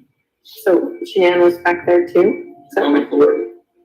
What did they say? Yeah, again, another documentary and the chance to show my shadow on the truck and say, look, the girls were alive. This proves they were put in the truck alive. They never show it. Not one media company will give me credit for that. This guy here is a narcissist. He's so busy trying to get validation for whatever. God, get a grip. What'd you tell him? I think the horrific, really evil nature of the acts is that he brought his daughters alive out to the location. When I was driving up there. No one would have known the girls were alive. It wasn't for this channel. And yet we never get as much as a passing mention, right? They're bringing all these Try not to experts, play but this they don't guy's speak to me. commentary because he's a They actually narcissist too. change He the wants case. validation for whatever. Honey, nobody cares about who was in the room. The girlfriend was in the room while he was there. Who cares? Kind of asleep or kind of just holding on to each other, like in each other's laps. Honestly, I try to picture that whole ride, it's 45 minutes to an hour ride out there. And it's just couldn't I have saved my girl's life? Couldn't I have done something? Why did I do it? I don't know. I wanted all my life was to be a dad and just have kids and they love me, all that, and it just nothing made sense. So it makes sense to Chris because he doesn't even know his condition, right? I wanted all my life to have kids and be this, and then he says, I had no control over my hands. Chris would go on to say, I had no control of my body. I knew what was going to happen, but I couldn't stop it. It was like I wasn't in control. You see, he's explaining this condition to you, but no one understands. Well, what is his damn condition then? Since you're a damn psychiatrist, psychotherapist, what's his condition? You and this bullshit about him being a Rain Man, excuse my language. Man, miss me with all that. Chris Watts knows exactly what he was doing when he started messing with that woman. It's bullshit. He ain't got no damn condition. He's sick. He's been empty. And let's touch on that. 83 viewing. Amen. great life, great family. They don't see nothing that went wrong with him in the bump of the night with his family. But something went wrong with Chris as a child. All these things. We're gonna go deep because this week I'm just gonna do serial killers and crazy people all week. I'm not gonna talk about anything else going on in the media. Nothing. He was ill as a child. That's where you conform your identities as a child. So something went wrong as a child.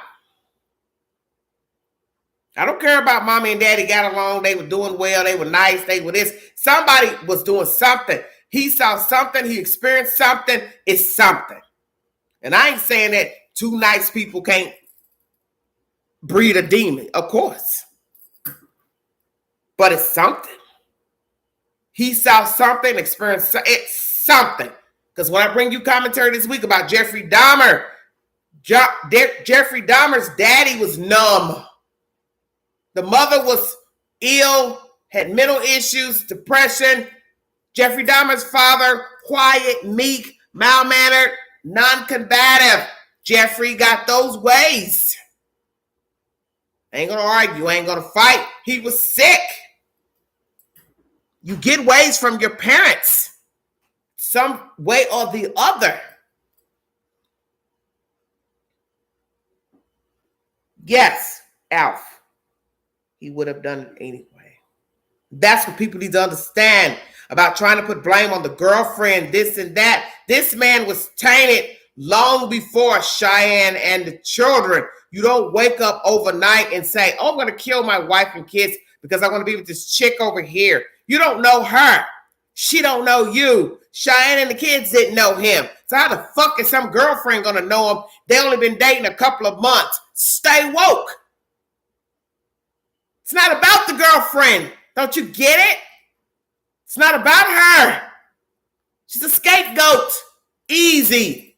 Oh, she likes me. I like her. Oh, we got this in common. You didn't have shit in common with her. A year or two before, you were a little porker eating. She probably wouldn't even looked at you when you was a little fat Teletubby. She probably would have looked at you. That's what he should have asked her.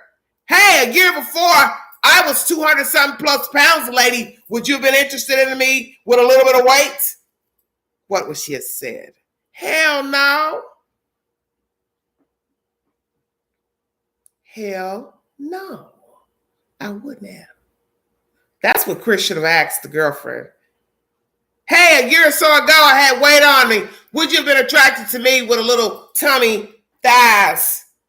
And wait to see what she would have said. See, you want to know who people are? Ask them real questions. You've lost weight? Say to the man, hey, do you like heavy women? Are you attracted to big girls? See what he says. No, I like them thin. I like them medium. Well, guess what? 2 years ago, I was a big girl.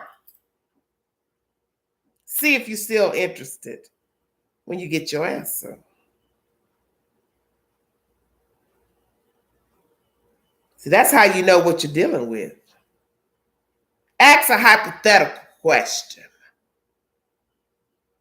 You say you like me. Well, 2 years ago, I was a heavy person. You were? Yes, I was. Would you have been attracted to me? Or don't even tell him you was heavy. Just say, would you date a heavy person, plus size person? That's how you know what you're dealing with. And it's nothing wrong with a person having a preference. We're entitled to have a preference. But if you want to know the mind of the person you are attracted to, ask a hypothetical question. Don't even tell him you were once big. Just say, would you talk to a plus size guy? And wait to see what she would say. And he would have been devastated had she said, no, I wouldn't have. Because you see, what people don't understand about weight is that you're the same, irregardless. You can lose all the weight you want. You still like to do the same things. You're still the same person inside of this now conformed body. So that's what you should ask a man. You lose weight, you're a man or a woman, you like somebody, ask them a question.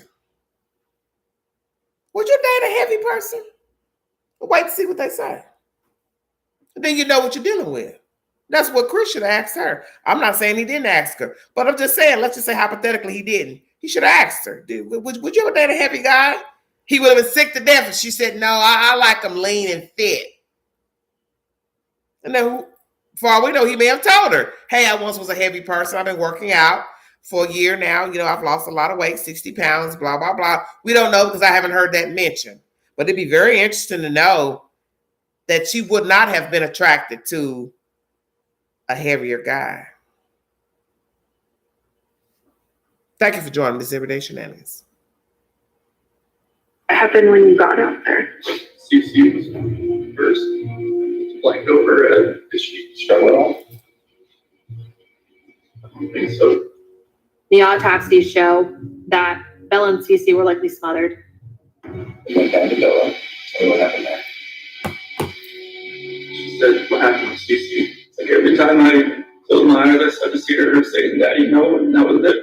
I hear that every day.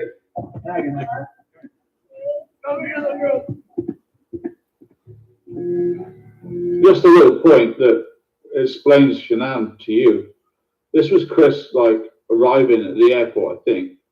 And Chris had to tell her the minute he was coming through customs and when he was going to enter, so she could film it. Now, this should be a personal moment for the family, right? Chris hasn't been there for 6 weeks, but Shanann wanted to use it. And I'm never going to understand that. That social media side of Shanann, I'm never going to understand that. The fact that someone... It's not for you to understand because what people do, it's what people do. Possibly she wanted validation, being on social media, filming everything, talking. Perhaps she may have told too much on social media, feeling she had toward her husband, motherhood. There were comments I saw where she made about the daughter flying and this and that. Never want, not wanting to fly with the child, this and that. You have to be very careful what you post on social media because people analyze every little thing that you say. You have to be very careful what you vent about, what you talk about. People judge you according to your commentary. You may not even think you're meaning any harm, but people judge you. And maybe she didn't want validation. She wanted to show she had a good life, so she thought. She's trying to make a better life. She loves this man. She did praise her husband. That is one thing that was said in this documentary. She praised her husband. But then you would see little things that she'd say about him that could make people think she was not pleased with her husband. Such as when there was an issue with the Santa Claus situation, wanted to take a picture or whatever. And you think he didn't notice that? Of course he did. But he wasn't possibly the type to be argumentative with her. He didn't belittle her. You understand what I'm saying? But nonetheless, whatever their issues were, it doesn't matter. Death is never the season. You don't kill people because things aren't working out. You find somebody else that you think is better. You just don't go kill somebody. Hey, if that's the case, none of us would be here. Somebody's always going to be better, look better, smell better, talk better. Who was he to decide what was better? He wasn't. And I've told many people that. I don't care who she was in life. She didn't deserve death. Her children didn't deserve death. You were unhappy with her. You should have told her, hey, it's not working out. I'm unhappy. And carry your ass out. You'll kill somebody because it's not working out.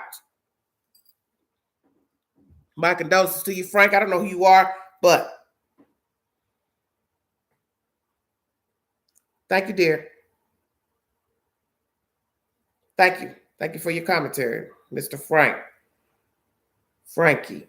But the point is, that's not how you handle disagreements with people. You don't kill people. You don't stab people. You don't shoot people because they don't like you anymore. They don't care for you. Well, somebody don't care for the queen, but I ain't getting ready to shoot him. Do you understand? I can't make somebody like me. I can't make you love me. I can scream, holler, moan all day. Why don't you like me?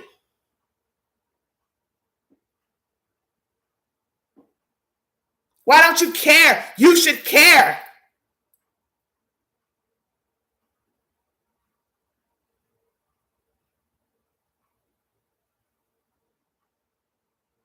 Because possibly this person is also sick. Do you understand what I'm saying to you?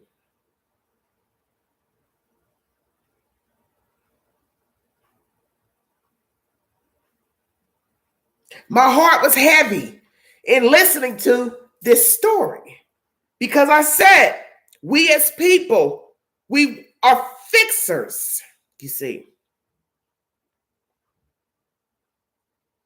We want to fix people. We want to make it right. I can fix him. Just give me a little time.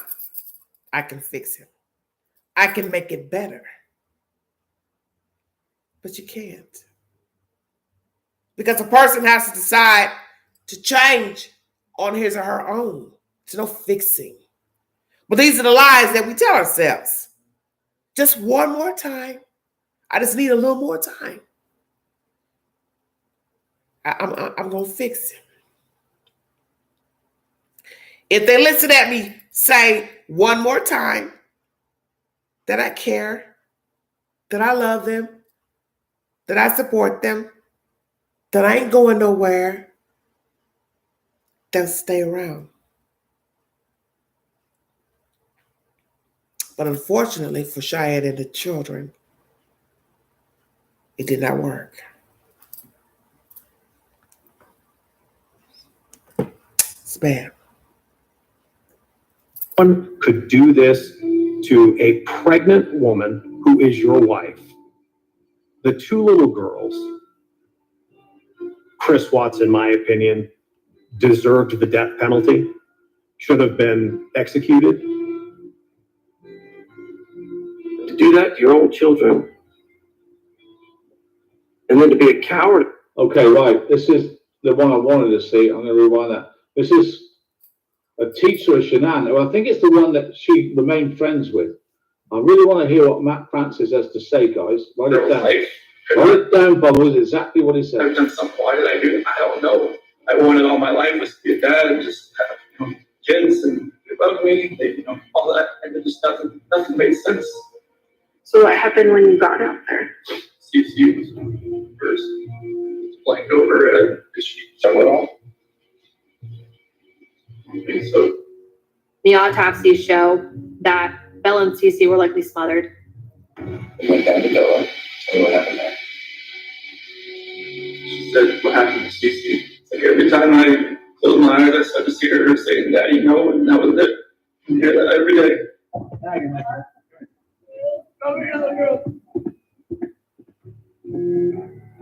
The fact that someone could do this to a pregnant woman who is your wife. The two little girls, Chris Watts, in my opinion, deserved the death penalty, should have been executed. To do that to your own children, and then to be a coward enough to take the first plea that they give you so that you didn't have to be put to death. It just says a lot about him. It says a lot about how far he had gone in his narcissism. He's a true sociopath. Family annihilators are a very rare type of killer. And thank God, because you can't predict men like this. Even the family members would say, he could never hurt me. He could never hurt our kids. You do not know what lies in the hearts of some men. If you study familicide in men that commit these types of crimes, most of the time they suicide.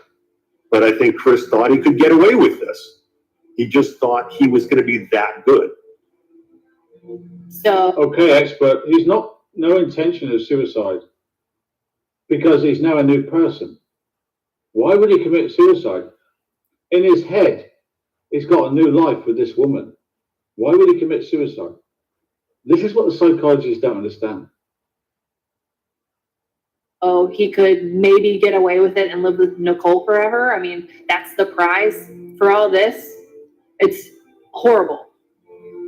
Chris Watts destroyed so many lives by these really selfish actions. It's not just the immediate family, it ripples out into the community.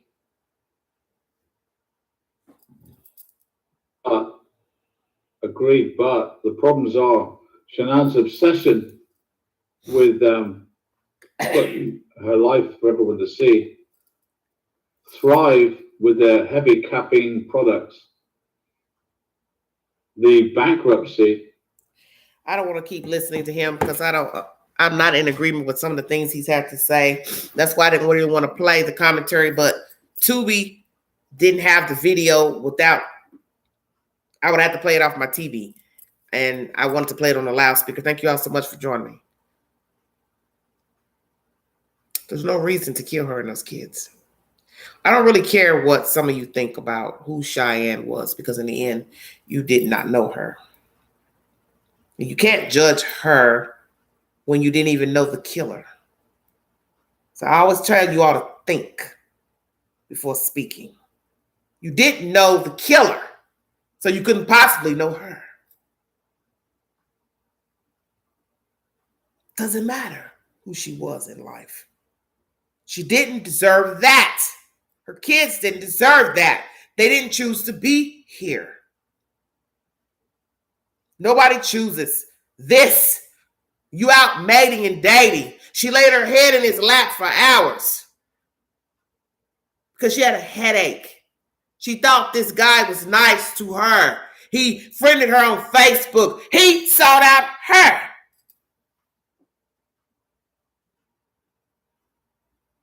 Remember that. He sought out her.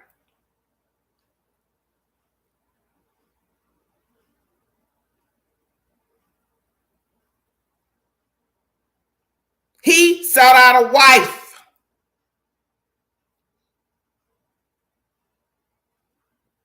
Pay attention. Yes, Mary, it'd be somebody else. Thank you. Thank you. He sought out a wife. He made children with her. You put yourself there, Chris Watts. You have to own your part. Because as Mary says, if not Cheyenne, it would have been somebody else. Don't give me that bull about what she was and didn't do and did do. He is sick. He would have done it to somebody else. Because if his wife didn't know him, this damn mistress surely didn't know him.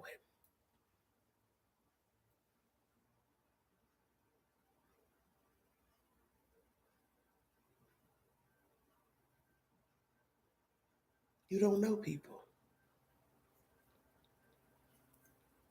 As is said in his commentary, you could never know the human mind. How could you possibly know what goes on in a person's mind? You don't know people. You're never going to know people.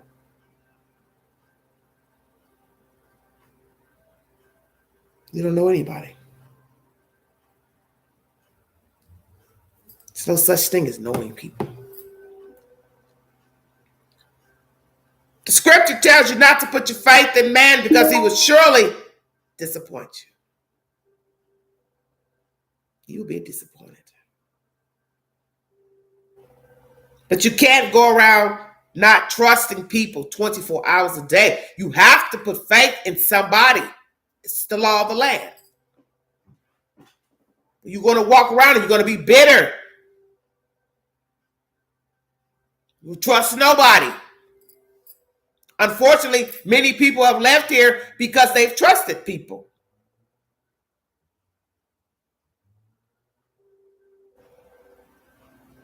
She had to trust somebody. She wanted it to work.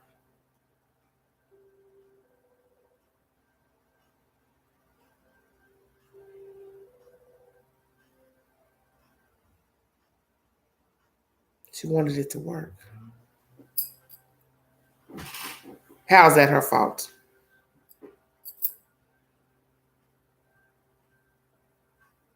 She wanted it to work. So even when she saw whatever happened with her marriage, she still had hope.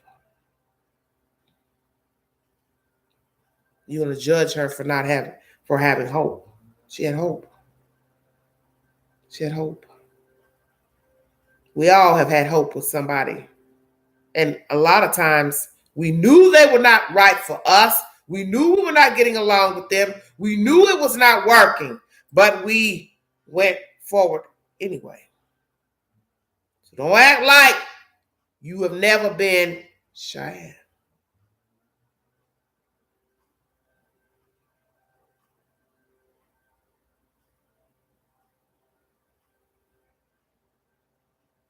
Don't ever act like you've never been her.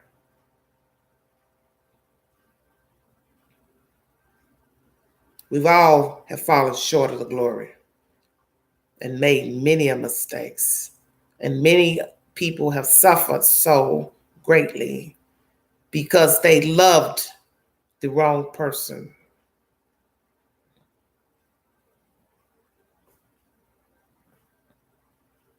That's the bottom line. She loved the wrong person. Doesn't matter what you think of her, what you thought negative of her because you didn't know her. And you have to remember all this is he said, she said. Okay, whatever they were going through, finances, whatever, it's neither here nor there. Nobody deserves death. It was not his place to take her and those children out. Not now, not never. Because if he was so disgusted with his marriage to her, or being a father, he could have easily told her, this is not for me. I no longer want to engage, and keep it moving. And I don't indulge in that foolishness. Because all of us are tainted. Let me make that clear. None of us are perfect in this world. None of us. And you don't kill people because things aren't going your damn way. And some of you have thought the other woman seduced him, this and that. So what? So what? And could care less. He knew better. He ate, he slept, he worked out. He knew better. It was a choice. And I believe nothing off his tongue because he lied originally. So it doesn't matter to me, his version, because he lied initially. I would never heard her, no, it wasn't me, no. I didn't heard her, no. I ain't cheat on her.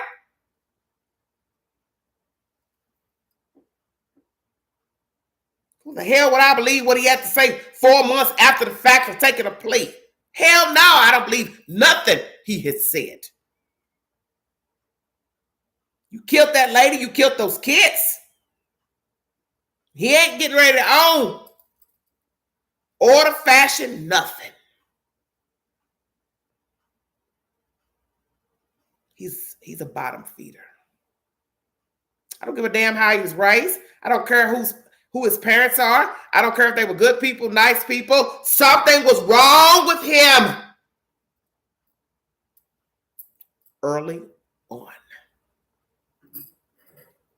It always is. Something was wrong with him early on. And somebody ignored the signs.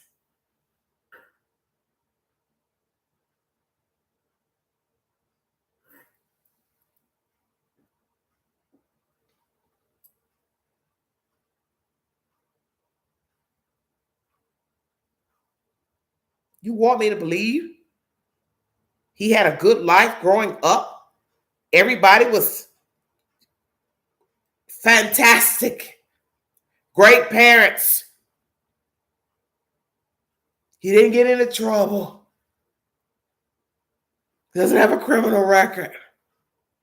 You want me at 51 to say there were no signs?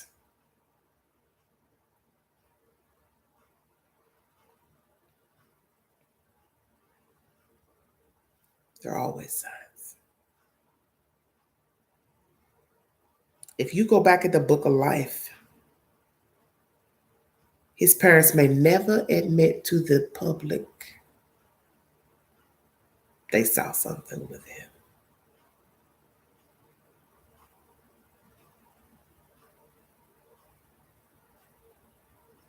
They saw something with him.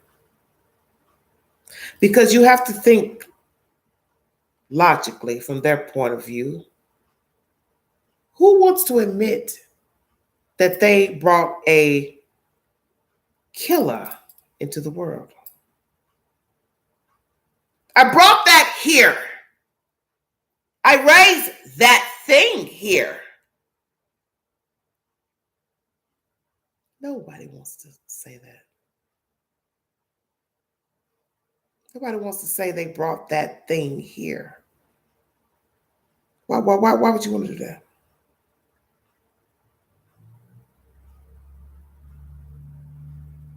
See, your identity, Dr. Phil tells you this, and a lot of you know I'm a Dr. Phil fan. He tells you your identity is formed as a child.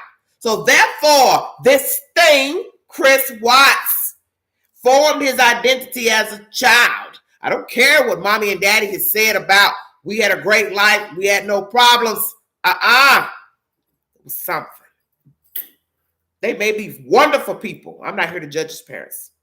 What I'm saying to you, his identity was formed as a child. The numbness, as a child.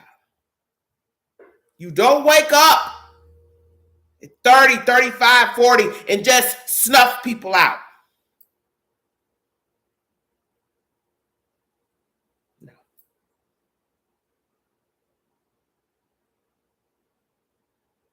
No. You don't. And that young lady, whoever she is, should consider herself very lucky. Because you think she doesn't think about Cheyenne and the children? Of course she does. Unless she's diabolical as he is. Damn, I am lucky. Because imagine had I kept dating him and married him. And by the luck of the draw, she had a friend that was concerned. Because imagine living all the way out here in Colorado with no one. See, y'all ain't listening. Because you have people who meet and greet and date people. They don't have family. They don't have friends that are concerned. They don't have family that's concerned. So imagine being out in the middle of nowhere and ain't nobody calling to see how you doing the next day.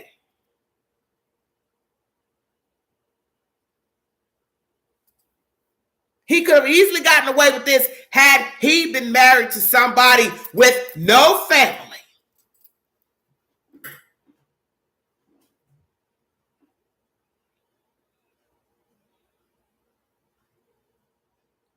Had she had no one to be concerned, he could have gotten away with it. But that friend, when you watch her in that video with the police cam, she was on it to the very end. So was the neighbor. Because I'm going to say the neighbor was a bit of an instigator. Mm-hmm. That neighbor, some may not like what I'm saying, but that neighbor said, you park your car right here. The neighbor said, you park your car right here, and let them know. Chris Watts was looking at him like, if you don't shut the hell up, stop talking. And the neighbor didn't. He's acting strange. And the police was like, well, you know, under the circumstances. But the neighbor knew better. Because the neighbor is saying, I know, Chris, you don't. He's talking too much. He never talks. And when Chris put his hands on his head, looking at that video on that TV screen. He knew he was caught, but yet he still went into the interrogation room. And that's the part where I'm utterly confused. He knew he was caught when he saw this truck backing into the garage. Damn, they got me. The hell? They see I'm backing my car up. And he stupidly went in the room and talked. And the agent told him, you know you'd be dumb if you come in here, don't you? Knowing you've killed these people and take this polygraph. So that's a true narcissist. I can beat it, even though they don't see a car coming and going. They don't see my wife going to a car. They don't see somebody carrying out a bag, a tub, or something.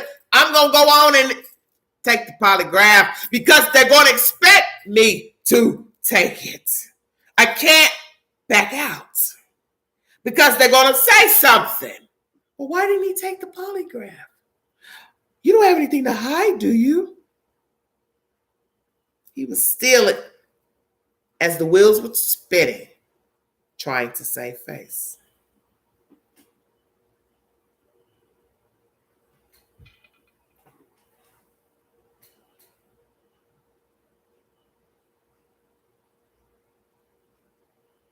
When I watched this documentary the other night on Tubi, man, I was sick.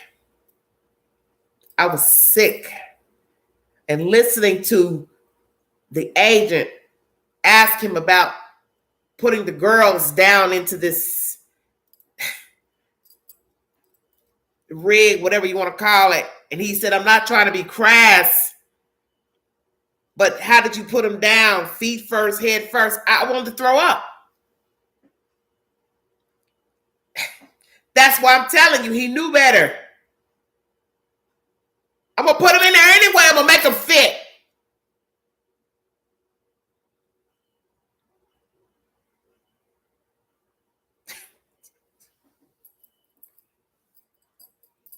Lord have mercy.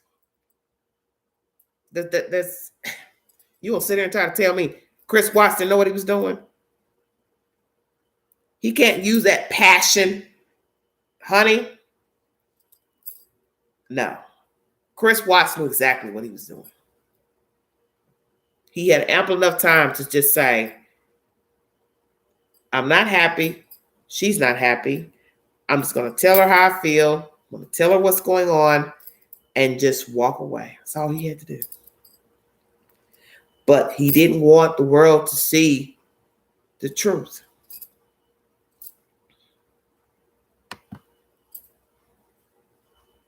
He didn't want the world to see that they were not this perfect couple. And that happens in life. You know, photographs going live, it's not who people really are.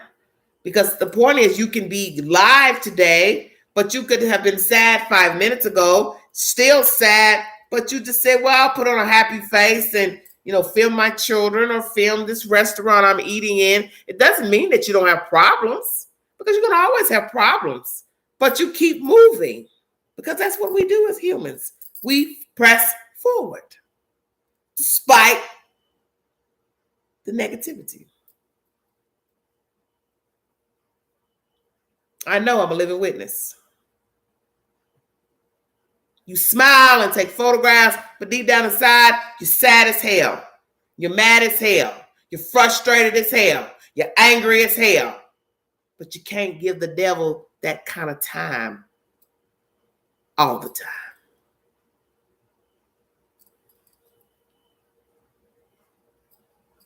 You just can't do it.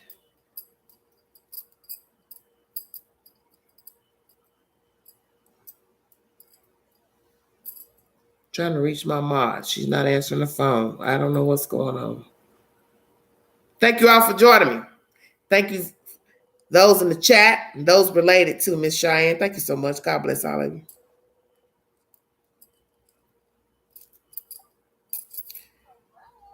Hello. Let me put you on speaker. Okay, sweetheart. This is my mod, Kinsley Masters. She's calling from out west. Thank you all so much for joining me for For those who don't know the Queen, I'm here in East Tennessee, outside of Knoxville, Tennessee, in the Knoxville, Tennessee area.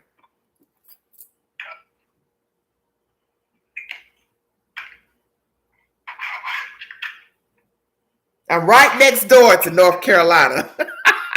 I can literally jump over the hill, for those who don't know.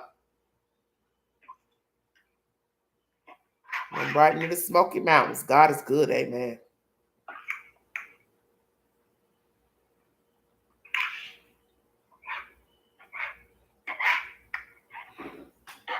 Dear, what are you doing? I am cutting my carne asada. Your what? I'm cutting my meat. Were you listening to the live, ma'am? A little bit. What do you have to say? What I do believe she has family members in the chat. What do you have to say about what little bit of the content you've listened to pertaining to this diabolical situation? I think Chris had issues, mentally that were probably never dealt with. I believe they were underlying issues, and I was mentally ill. Okay. So you don't believe that he met this woman and had this passionate love affair, which led to the deaths of his wife and children? I do think that he, in his sick, twisted mind, he probably thought that was his only way out. To murder his wife and children. You honestly believe he thought that? Well, he did it, so possibly he did think that because he did that. Right. And there's so many other ways to leave a marriage. But we have seen people who do kill their spouses, boyfriend, girlfriend, to be with somebody else. Why they think that is the part I don't understand. Why can't you walk away? People have walked away from relationships. Some people have left. They didn't even tell the person they were leaving. They just left. Yeah, see, that part I don't understand. I don't get why he felt the need to murder them. But let me tell you something. The reason why I believe he killed them is because he didn't want to pay the piper. If allegedly they had debt, if allegedly they had the debt, whatever they owed, he knew, okay, I'm in crew with this. Our names is on this, and this. I owe this past money. Now, boom, we divorced. I still got to pay her alimony, perhaps, and child support. He knew this. He knew this. So it's easier to just wipe the slate clean. That played a huge part, I do believe. Yes, I believe that. He did not want to have to, Pay the piper. He didn't want to be responsible for the children and her. What was that?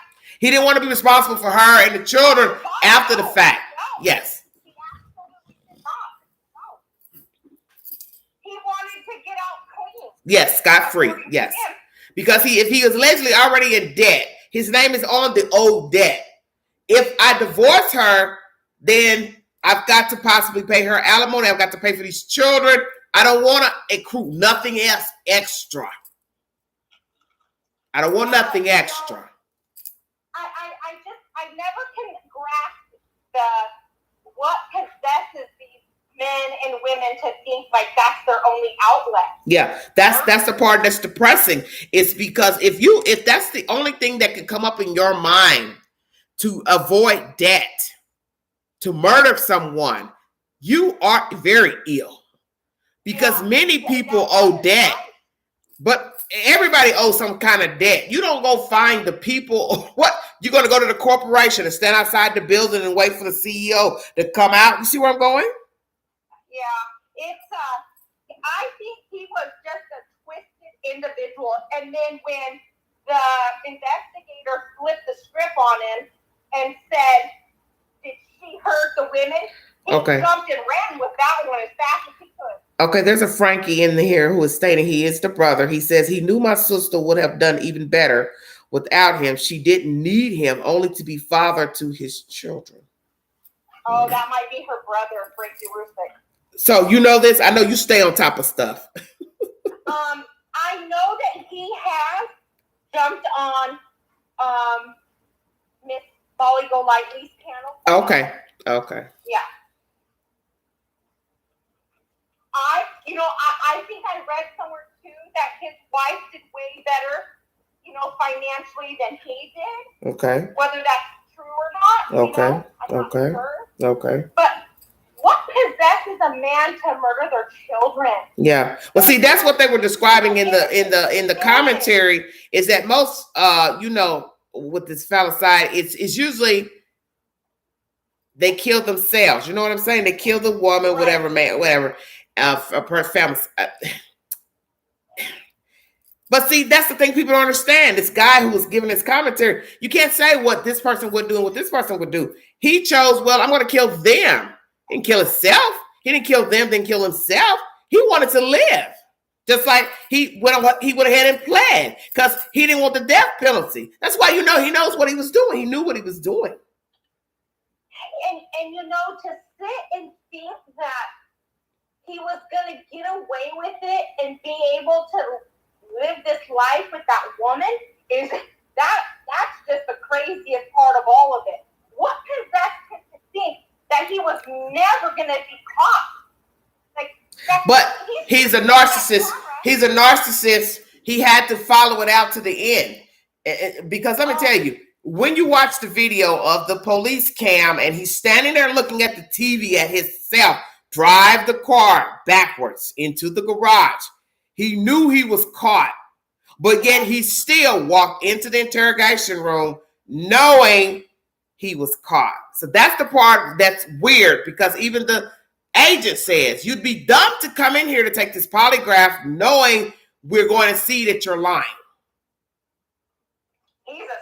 So he was caught. He was caught with the video because there's no other cars coming or going to the address. So they knew, okay, well, sir, there's nobody coming out. There's nobody going in. Your car is the only car leaving the scene where allegedly she just came in with her luggage. So who came and got her out? Or where did she go? For him to even think he was going to get away with any of it, like her family wasn't going to fight tooth and nail to find out what happened to their poor daughter and grandchildren. He's a sick puppy. Well, I'm going to tell you this. He could have gotten away with it had she not had a good friend, co-worker, or family. As I just said to the chat, imagine a woman being married to someone, it could be a man too, and you don't have a lot of friends. You don't have a close family. You don't have people calling, checking on you. You don't have people texting you, watching you. You don't have somebody that will call the police because you didn't answer your phone. Imagine he married a woman with no family. He could have gotten away because there would be nobody to question. You understand what I'm saying? Imagine some friend don't know where you live.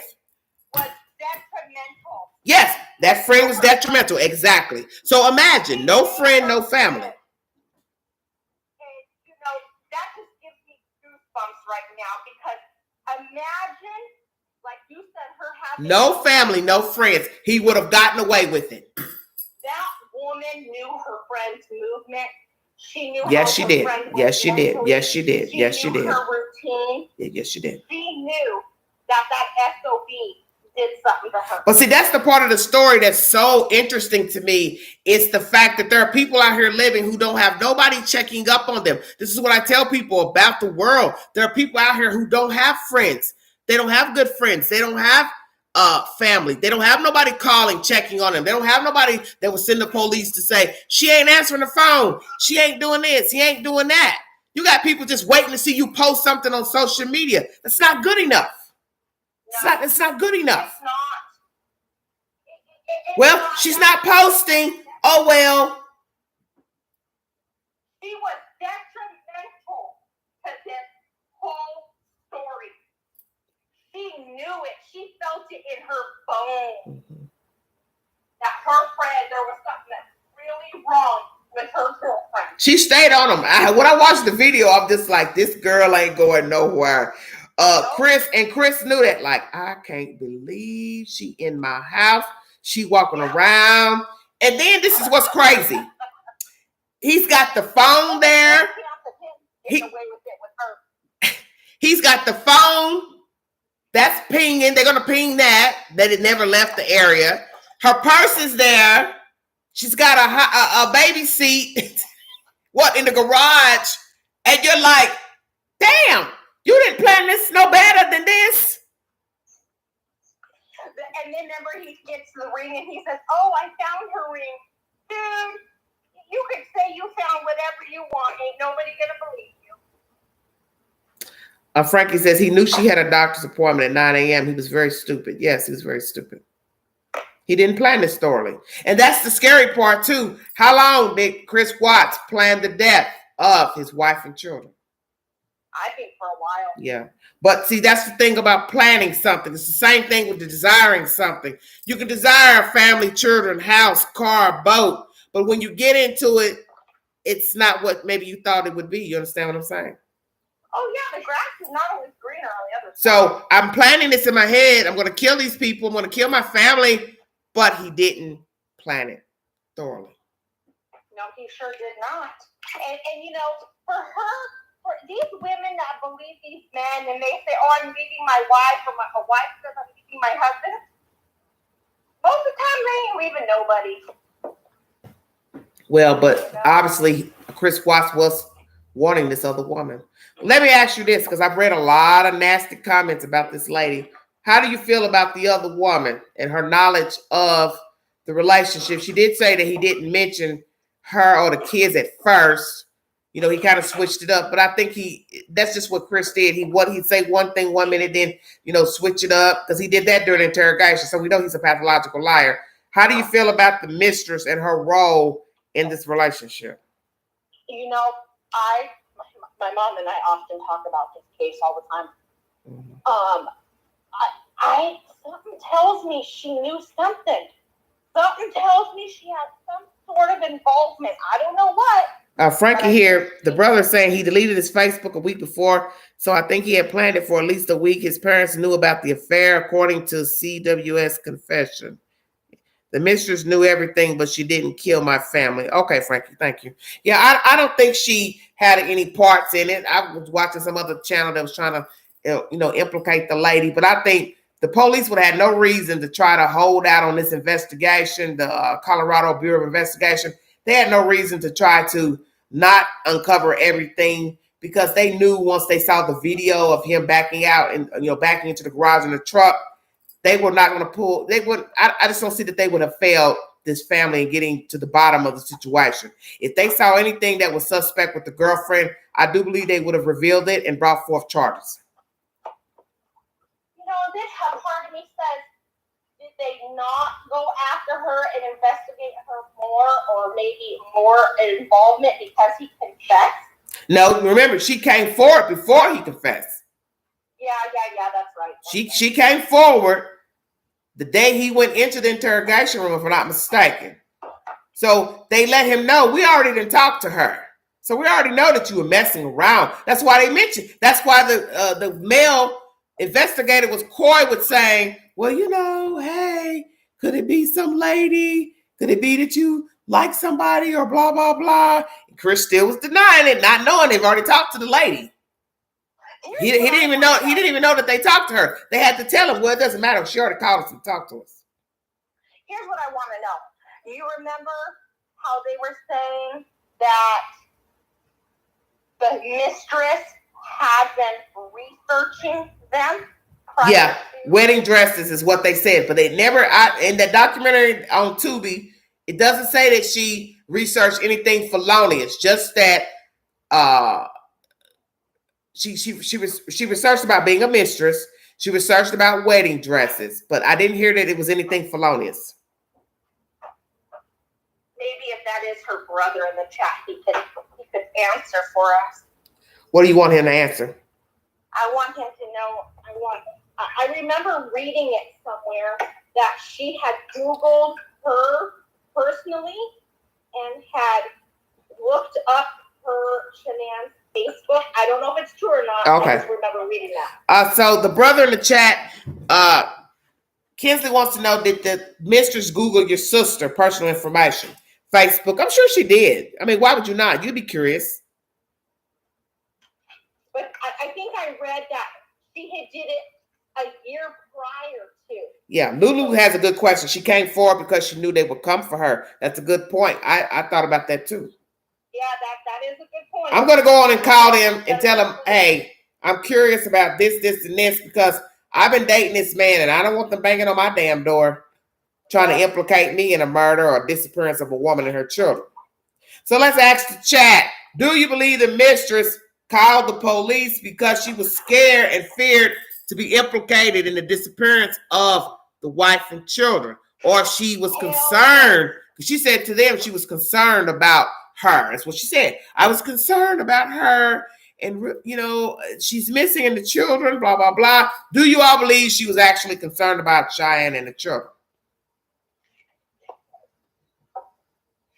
I don't know. Maybe she didn't think. Yes, Frankie, I have. I've watched the one on Netflix. Do you think that He said that hasn't been proven to search, but since the phones were from his job, it could have been anyone. Okay. Lulu says she knew everything. She took her cop dad with her while doing her statement, so they couldn't trick her into implementing herself. Okay. Karen says no, she was only out for herself. So what do you think, KM? You think the woman... I think she went there because she knew they were going to come banging at her door. Yeah. Let me get this over with. Let me get this over with. She knew. Yeah, she had to have known. Once you watch the news and see the guy you've been sleeping with, his wife is missing and child missing, you'd be a fool to sit by and not go into the police station. You already know they're gonna find you because they're gonna see your number and their phone and all that. So you might as well just go on and turn yourself in and go talk to the police. Get it over with. I'm shocked she went in there with no attorney. Frankie says her dad was CW's boss. He wasn't a cop. Okay. Interesting. Karen says she didn't care about the innocent lives lost, just about herself sick. This commentary I played from the Tubi network, he was going on and on about wanting recognition for whatever he found, her being in that room. I'm trying to figure, what is the big deal? That nobody wanted to tell that the mistress was in the room all this time while he was at trial or some mess. And nobody wanted to reveal that she was in there. What it might have been for security reasons why they didn't want people to know. I don't know. I wasn't there. I don't know. I think she was dating anyone and did not care until her behavior found her in this deep. Okay. Do you think that she is truly in like a witness protection? I don't know. Mary says saving her own skin, in my opinion. I don't know. Why be in witness protection? You didn't do anything. I'm just curious. I wonder if she's in some sort of, did she in fact really change her name? Did she, I'm surprised nobody really found her. Yeah. Well, everybody has his or her reasons for why they do things.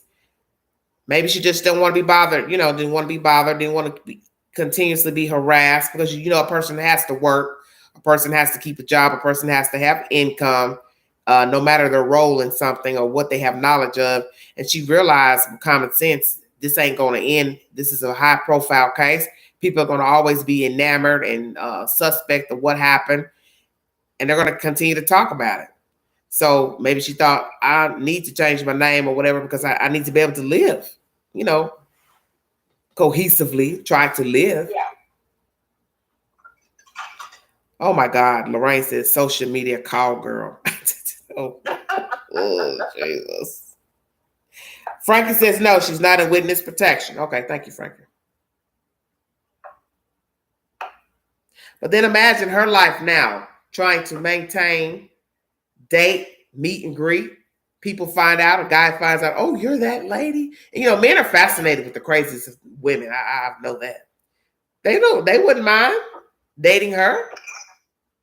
Ew. Men have dated women who've murdered children, men, husbands, spouses, boyfriends. So a man wouldn't mind dating her. You know, she's not a bad looking lady. We'll date her anyway. Well, they can have her. We'll leave her to the streets. Mary says she probably just wants her own life without people asking questions. Of course. But I wonder, how does she feel knowing she was dating this guy? He said he was trying to separate from his wife. And then now she knows the truth. He murdered, no matter what was said and not said. She knows he murdered his wife and children. To harm your children in such a graphic manner. Lulu says there were rumors she was pregnant with CW's child. I assume that was a rumor. God, I hope so. Hell, CW has a lot of fans, especially from YouTube and social media. It's disgusting. Yes, Frankie, I agree. There are a lot of sick people out here. I had somebody come in my chat a few months ago when I was, the subject came up about Chris Watts during the chat. I don't remember what we were talking about. And this lady was going on and on about, you know, saying very negative things about Cheyenne. She was this, she was that, greedy, this and that. You know, that's nasty things. And I said, you know what? I don't condone that type of talk because, one, I don't know the decedent and you don't either. And in the end, no matter what her disposition was as a human being, she didn't deserve to be murdered. And this man could have opted out if they were not agreeing on how to live financially, spiritually, religiously, sexually, whatever. It doesn't matter. He didn't have any business killing his family. What does his children have to do with whatever the hell he had going on with his wife? This is BS. Yeah, he just I don't make excuses for people like that. He didn't want no damn responsibility. No, he didn't want any responsibility. I said it. I'm gonna tell you what I think. I think somewhere down the road, he realized he and Cheyenne were not compatible. That whatever brought them together, it was no longer glue. And he just played the role. You understand what I'm saying? Yeah. He played the role until he could no longer play. Because that's what he was doing. He was an actor. And he couldn't fess up when he realized he was not happy. She wasn't happy, which is however. And he just played the role. She was also playing too because she wanted to make it work. She wanted to make this marriage work. And then in comes this chick. He like her, she like him, however it went. And it went terrible. It went terrible. It went south from there. Now he's got this reason to abort the family. Well, I got somebody that likes me, attracted to me. And I don't need my family now. You understand what I'm saying? Yeah. And he opted out. I think he stepped out when he met that kid. Yeah.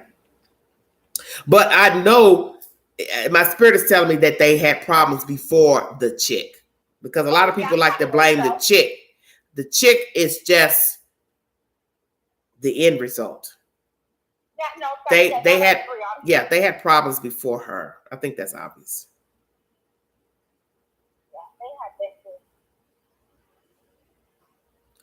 Yeah, Lorraine, that's fine. I think they had problems before because, like I said, you just don't wake up and kill somebody because you know you have a marital problem. You just don't do that. I honestly believe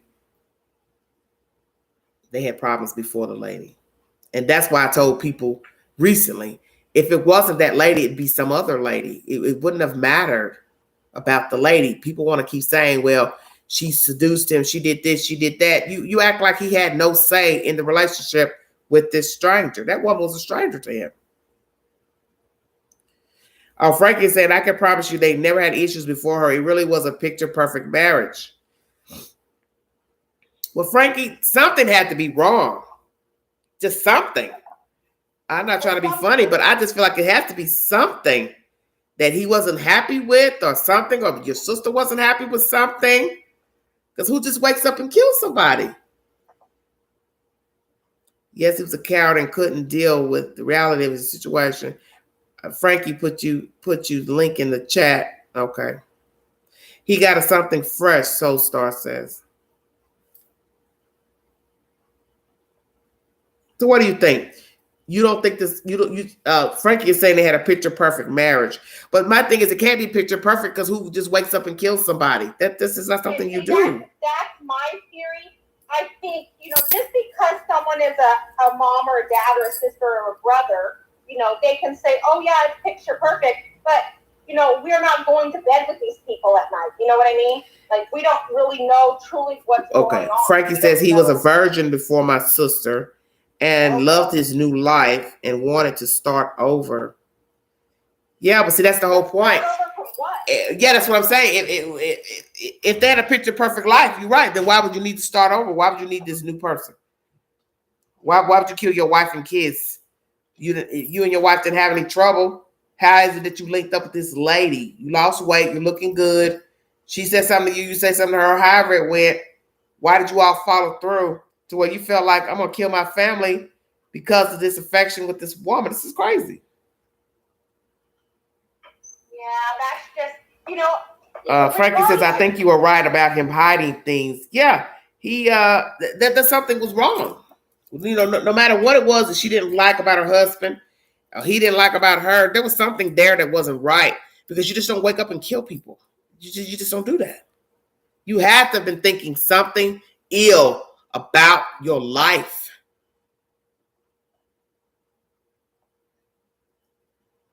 It's like somebody once said, there's hatred there too. Some people may not want to accept that, but there's hatred. There was hatred there for her and her kids. You killed them. That's hatred. You just don't kill people. He couldn't. He had to have hated her. You just don't kill people. He hated her for whatever the reason is, but that doesn't mean you kill somebody. That doesn't give you the right to kill anybody. Not liking your husband or your wife or your whoever, but you don't have the permission to kill somebody. Frankie says, trust me, it's been crazy to all of us too. We have racked our brains over this. We will never know unless he says something. Okay. And yes, Mary, that's true. Sometimes family members don't even know the truth. Well, we know the family members couldn't know the truth because nobody, I'm sure, would have thought that this man would have killed his family. Who would think that? Their child, brother, sister, or somebody would kill somebody. You wouldn't think that, man. I wonder, has any of her family or like maybe the brother, have they ever went to see him? Frankie, have you gone to see Chris Watts? That's what my mod wants to know.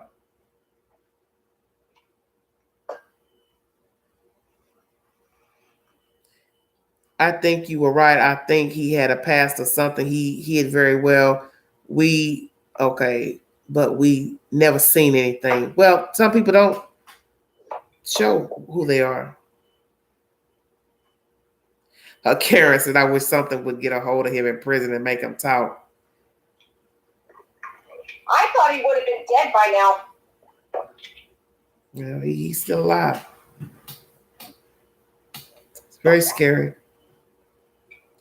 Yeah, he's a mentally ill human being.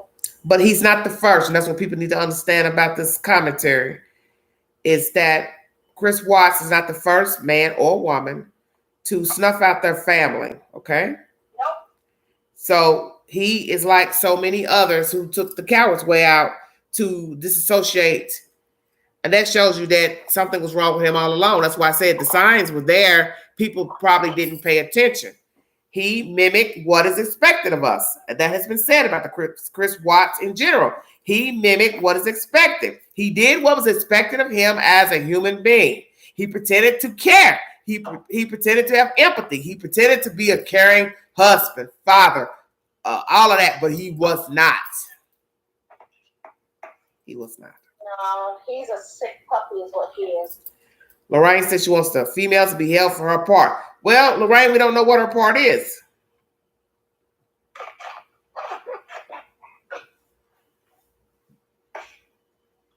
And the even sicker part of it is, I think I've seen a couple interviews with his mom. Yeah. Where she like. Yeah, I was gonna play some of that. Lulu says, up until now, I thought he was protecting her. I still think there is some valid in this. Why you think that, Lulu? You got to remember, he's a narcissist. He's a liar. You can't believe anything that comes out of the mouth of Chris Watts. He protected. So now what do you want to say? That the wife harmed her children, so he killed her? Is that what you're saying? You're saying you actually believe that? Is that what you're saying?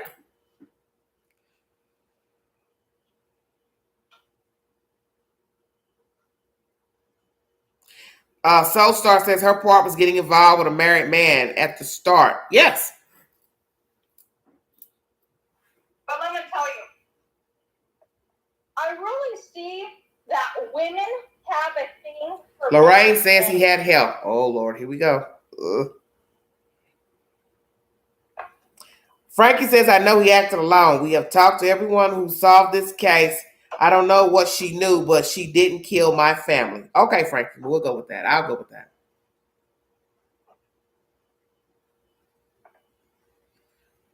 I wonder if he hadn't gotten caught, if he would be harboring guilt or showing any signs. No, he wouldn't be showing no signs. That man wouldn't. Why would he be showing signs if he had gotten away with it? He'd been doing just what he was doing before he killed his wife and kids. He would have been up in that woman's face.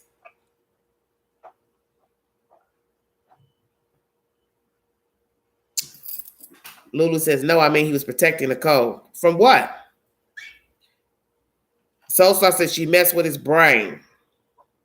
Well, yeah, I've watched the one on Netflix about this. If I'm not mistaken, I've watched this one.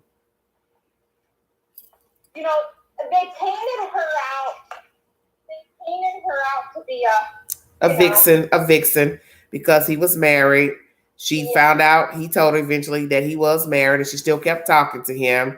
But that's the thing about information, is that you don't know any more than what people tell you. It could be just that. She knew he was married. He told her. She still kept talking to him because he said, hey, I'm leaving her. We're separating. So she felt like, well, he's going to leave his wife and family. I'm going to go on and talk to him anyway. Well, and you know, it didn't help that you have all these groups, you know, all over the internet talking about how the wife was this and the wife was that. Frankie, that documentary on Netflix, it's a couple years old, ain't it? The one that I watched. The one on Netflix, it's about 2 or so years old, ain't it? Or more?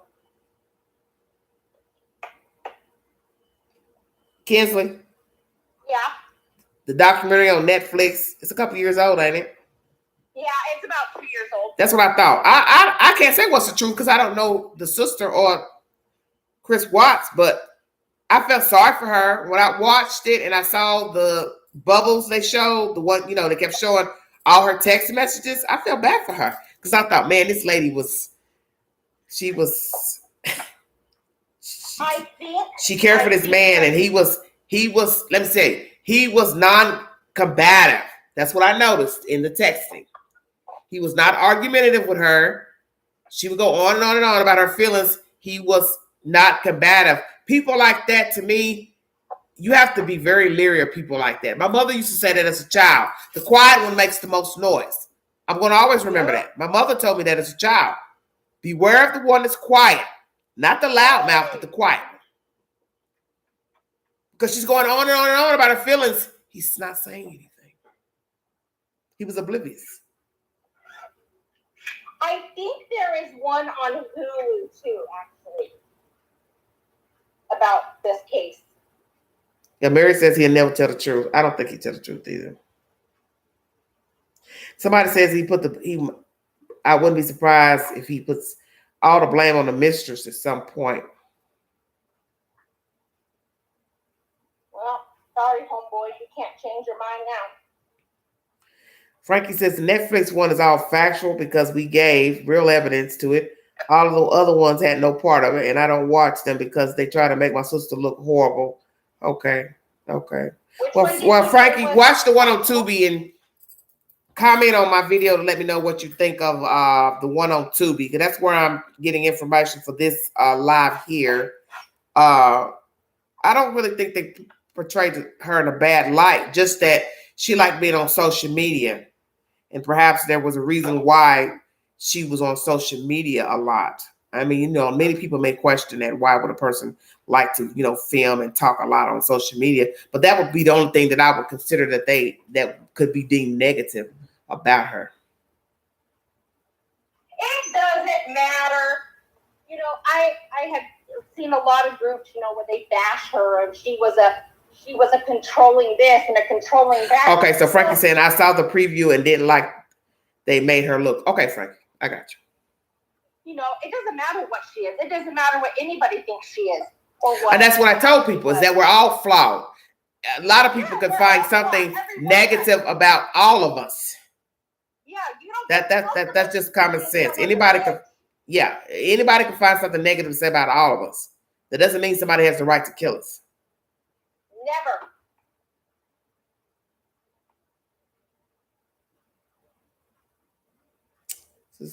I'm 3 hours in. I need to log out, but maybe I'll come back and do a part 2 to this.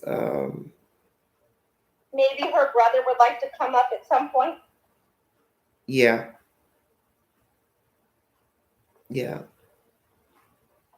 Yes, Frank, if you want to reach me, you can find me on IG, Big Sexy 71 IG. If you want to give your opinion, or if you want to give your opinion before I log out of here. He says, with her job, social media was all a part of it, and I don't mind people having an opinion. I just don't like people claiming things that were not true. Yes, see, that's the thing about true crime is that a lot of people will assess things from their perspective. But that's in the end, that's all it is a perspective. It's a perspective, you know. Maybe that's what their problem was. She was too driven for him. She had a dominant personality. He didn't care for that because he was maybe more mild-mannered, meek. He couldn't speak up for himself. He was doing some things possibly financially she didn't care for, such as when she saw the bill of him that dinner date with that girl. She saw that he had spent $60-something and she questioned him. Well, what did you spend $60 on? That was mentioned in this documentary. Well, naturally, he has to explain what he spent it on. One person is not eating up $60 worth of food and drinks. Good night, Mary. Thank you all so much for joining me. Yes, thank you, Frankie, for coming. You're welcome, sweetheart. Thank you, Frankie. Thank you. Thank you so much, sweetheart. Thank you. God bless you. And prayers to your family. Soulstar, this is a good point. Soulstar says, I think he got tired of routine, but that's not right to do what he did. Exactly, because that goes back to what I said.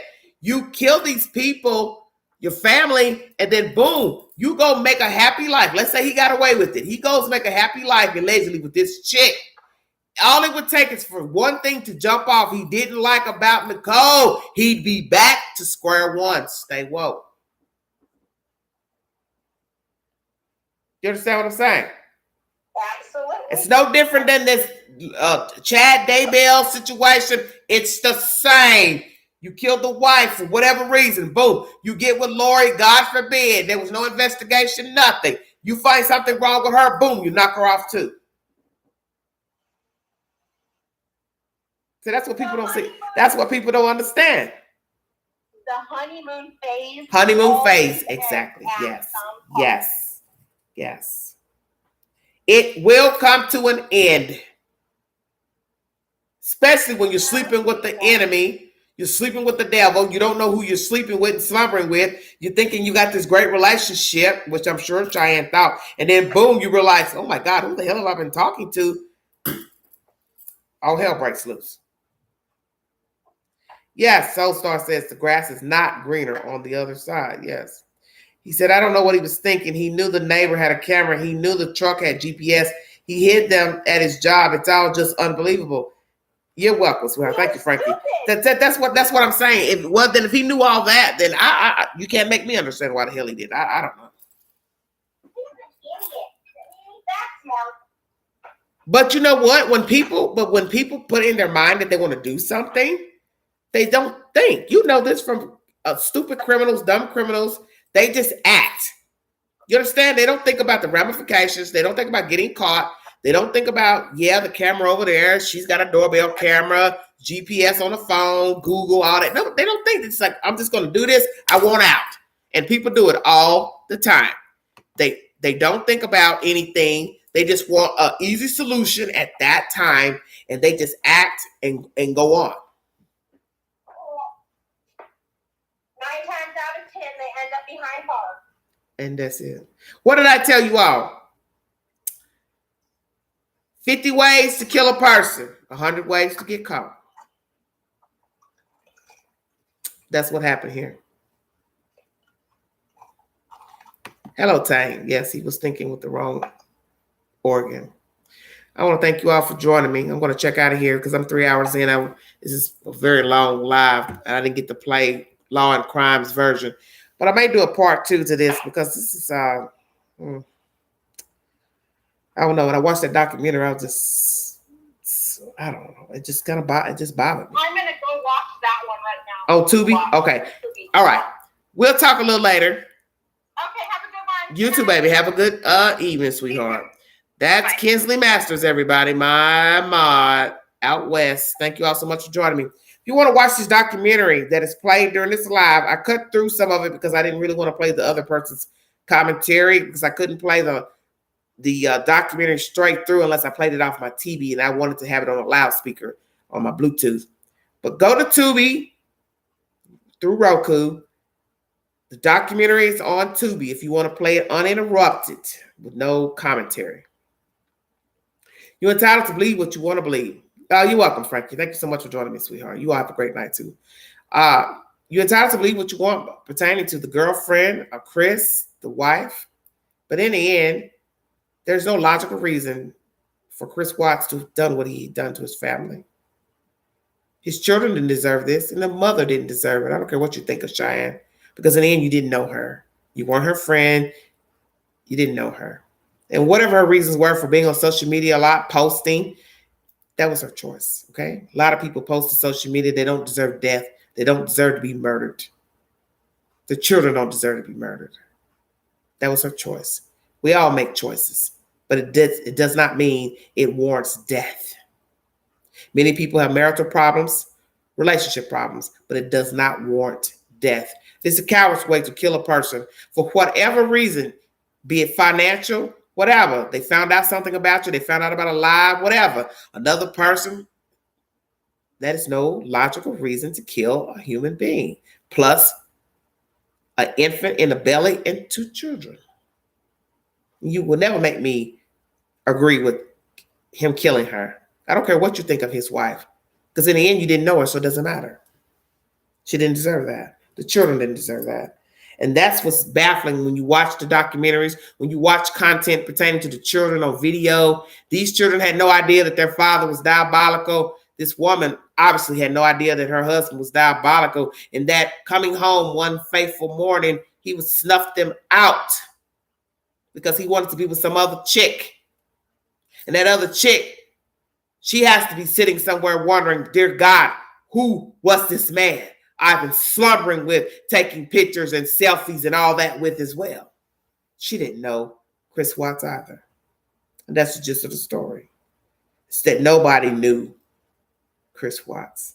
Not Cheyenne, the children, the mistress, or his family. Friends, co-workers, because as they said in this documentary, nobody that they interviewed had anything negative to say about Chris Watts. That should tell you something. That should tell you something.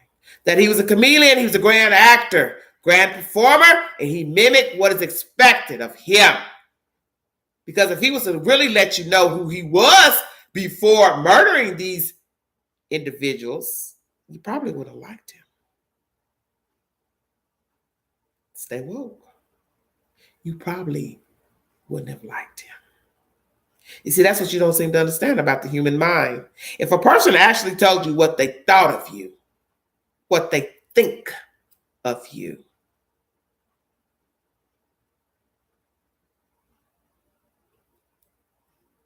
you'd probably be stunned.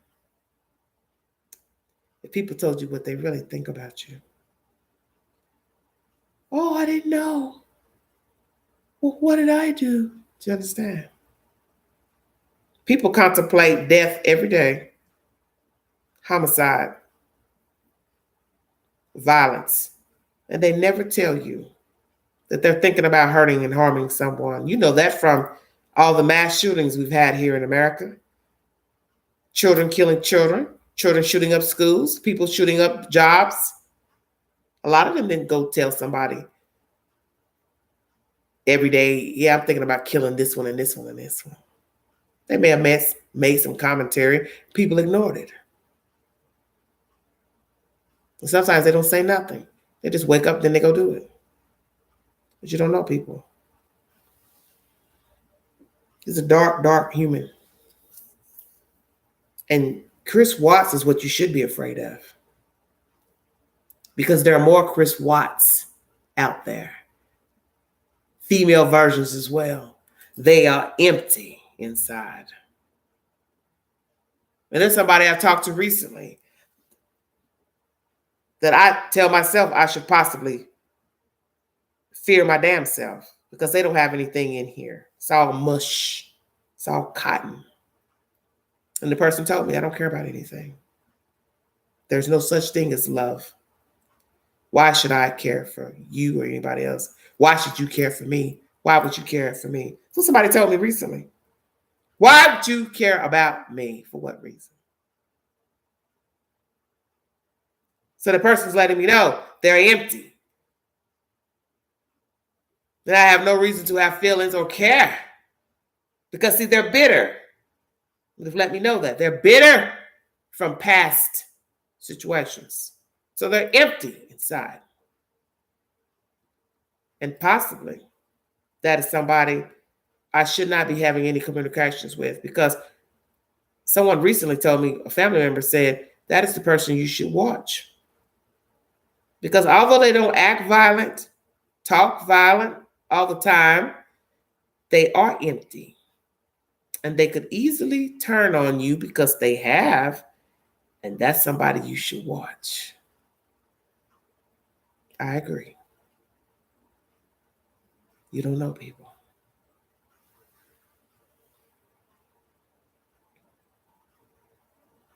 And as I've told some of you who watch this network about my mother's baby sister who was murdered by her lover in the early 70s. And he was a married man. So in this case of Cheyenne and Mr. Watts, she was married to her husband and he killed her and her children. But in my aunt's case, she was the mistress who was murdered by her lover.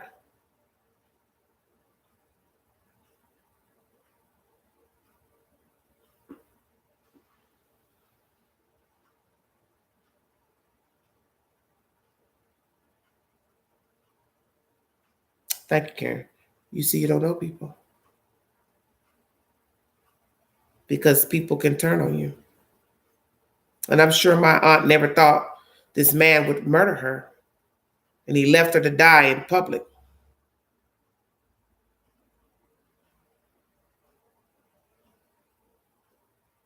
He killed her in a public place. You can't get no heartless than killing someone in public.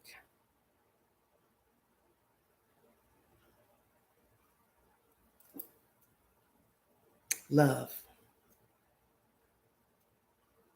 What we do for love. But I think in the end, most of us know it's not love. We just continue to deal with the demon anyway.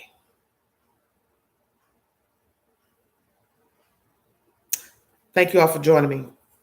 I want to thank my mod, Kinsley Masters. I want to thank Mr. Frankie, the brother of Miss Cheyenne.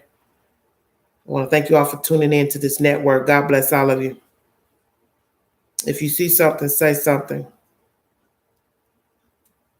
And many of you know I have talked about many missing people in this area. You know I've talked about Deshina Kyle on this network, who was brutally murdered by her ex-boyfriend. So my spirit weighs heavy on the missing. and those who have been killed by people that were close to them.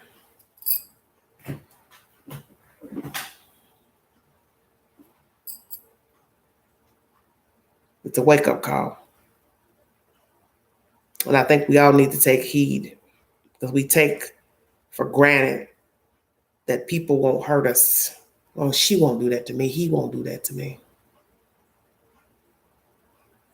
You don't know people. So I need to check myself. Well, thank you all. God bless all of you. If you want to donate to the channel, $DeGangie 129 Cash App. Thank you all so much for the content, watching the content rather. Thank you all so much. Thank you, Mr. Frankie. Thank you. God bless you. Oh, Lordy. You're welcome, sweetheart. You're welcome. If you see something, say something. Mind the children. Be a part of the solution, not the problem. Don't be afraid to speak up. It may save a life. I tell you all that all the time. A lot of you don't like to get involved in things, but this is the reason that the world is chaotic, because many of you don't want to talk. You believe in the snitch rule. It ain't my concern. It ain't my problem. And I get that. Some things you have to be careful about meddling in and giving your commentary, but you can always dial 911 and remain anonymous. You don't have to give your name. You don't have to say anything to anybody directly, but be a part of the solution. I'll probably do a part 2 to this. Because I'm very baffled why someone would kill their own wife, children. You can't make me understand that. Because of somebody else. Somebody would have that pull to make you think they are worthy of you killing your wife and kids. You can't make me understand that.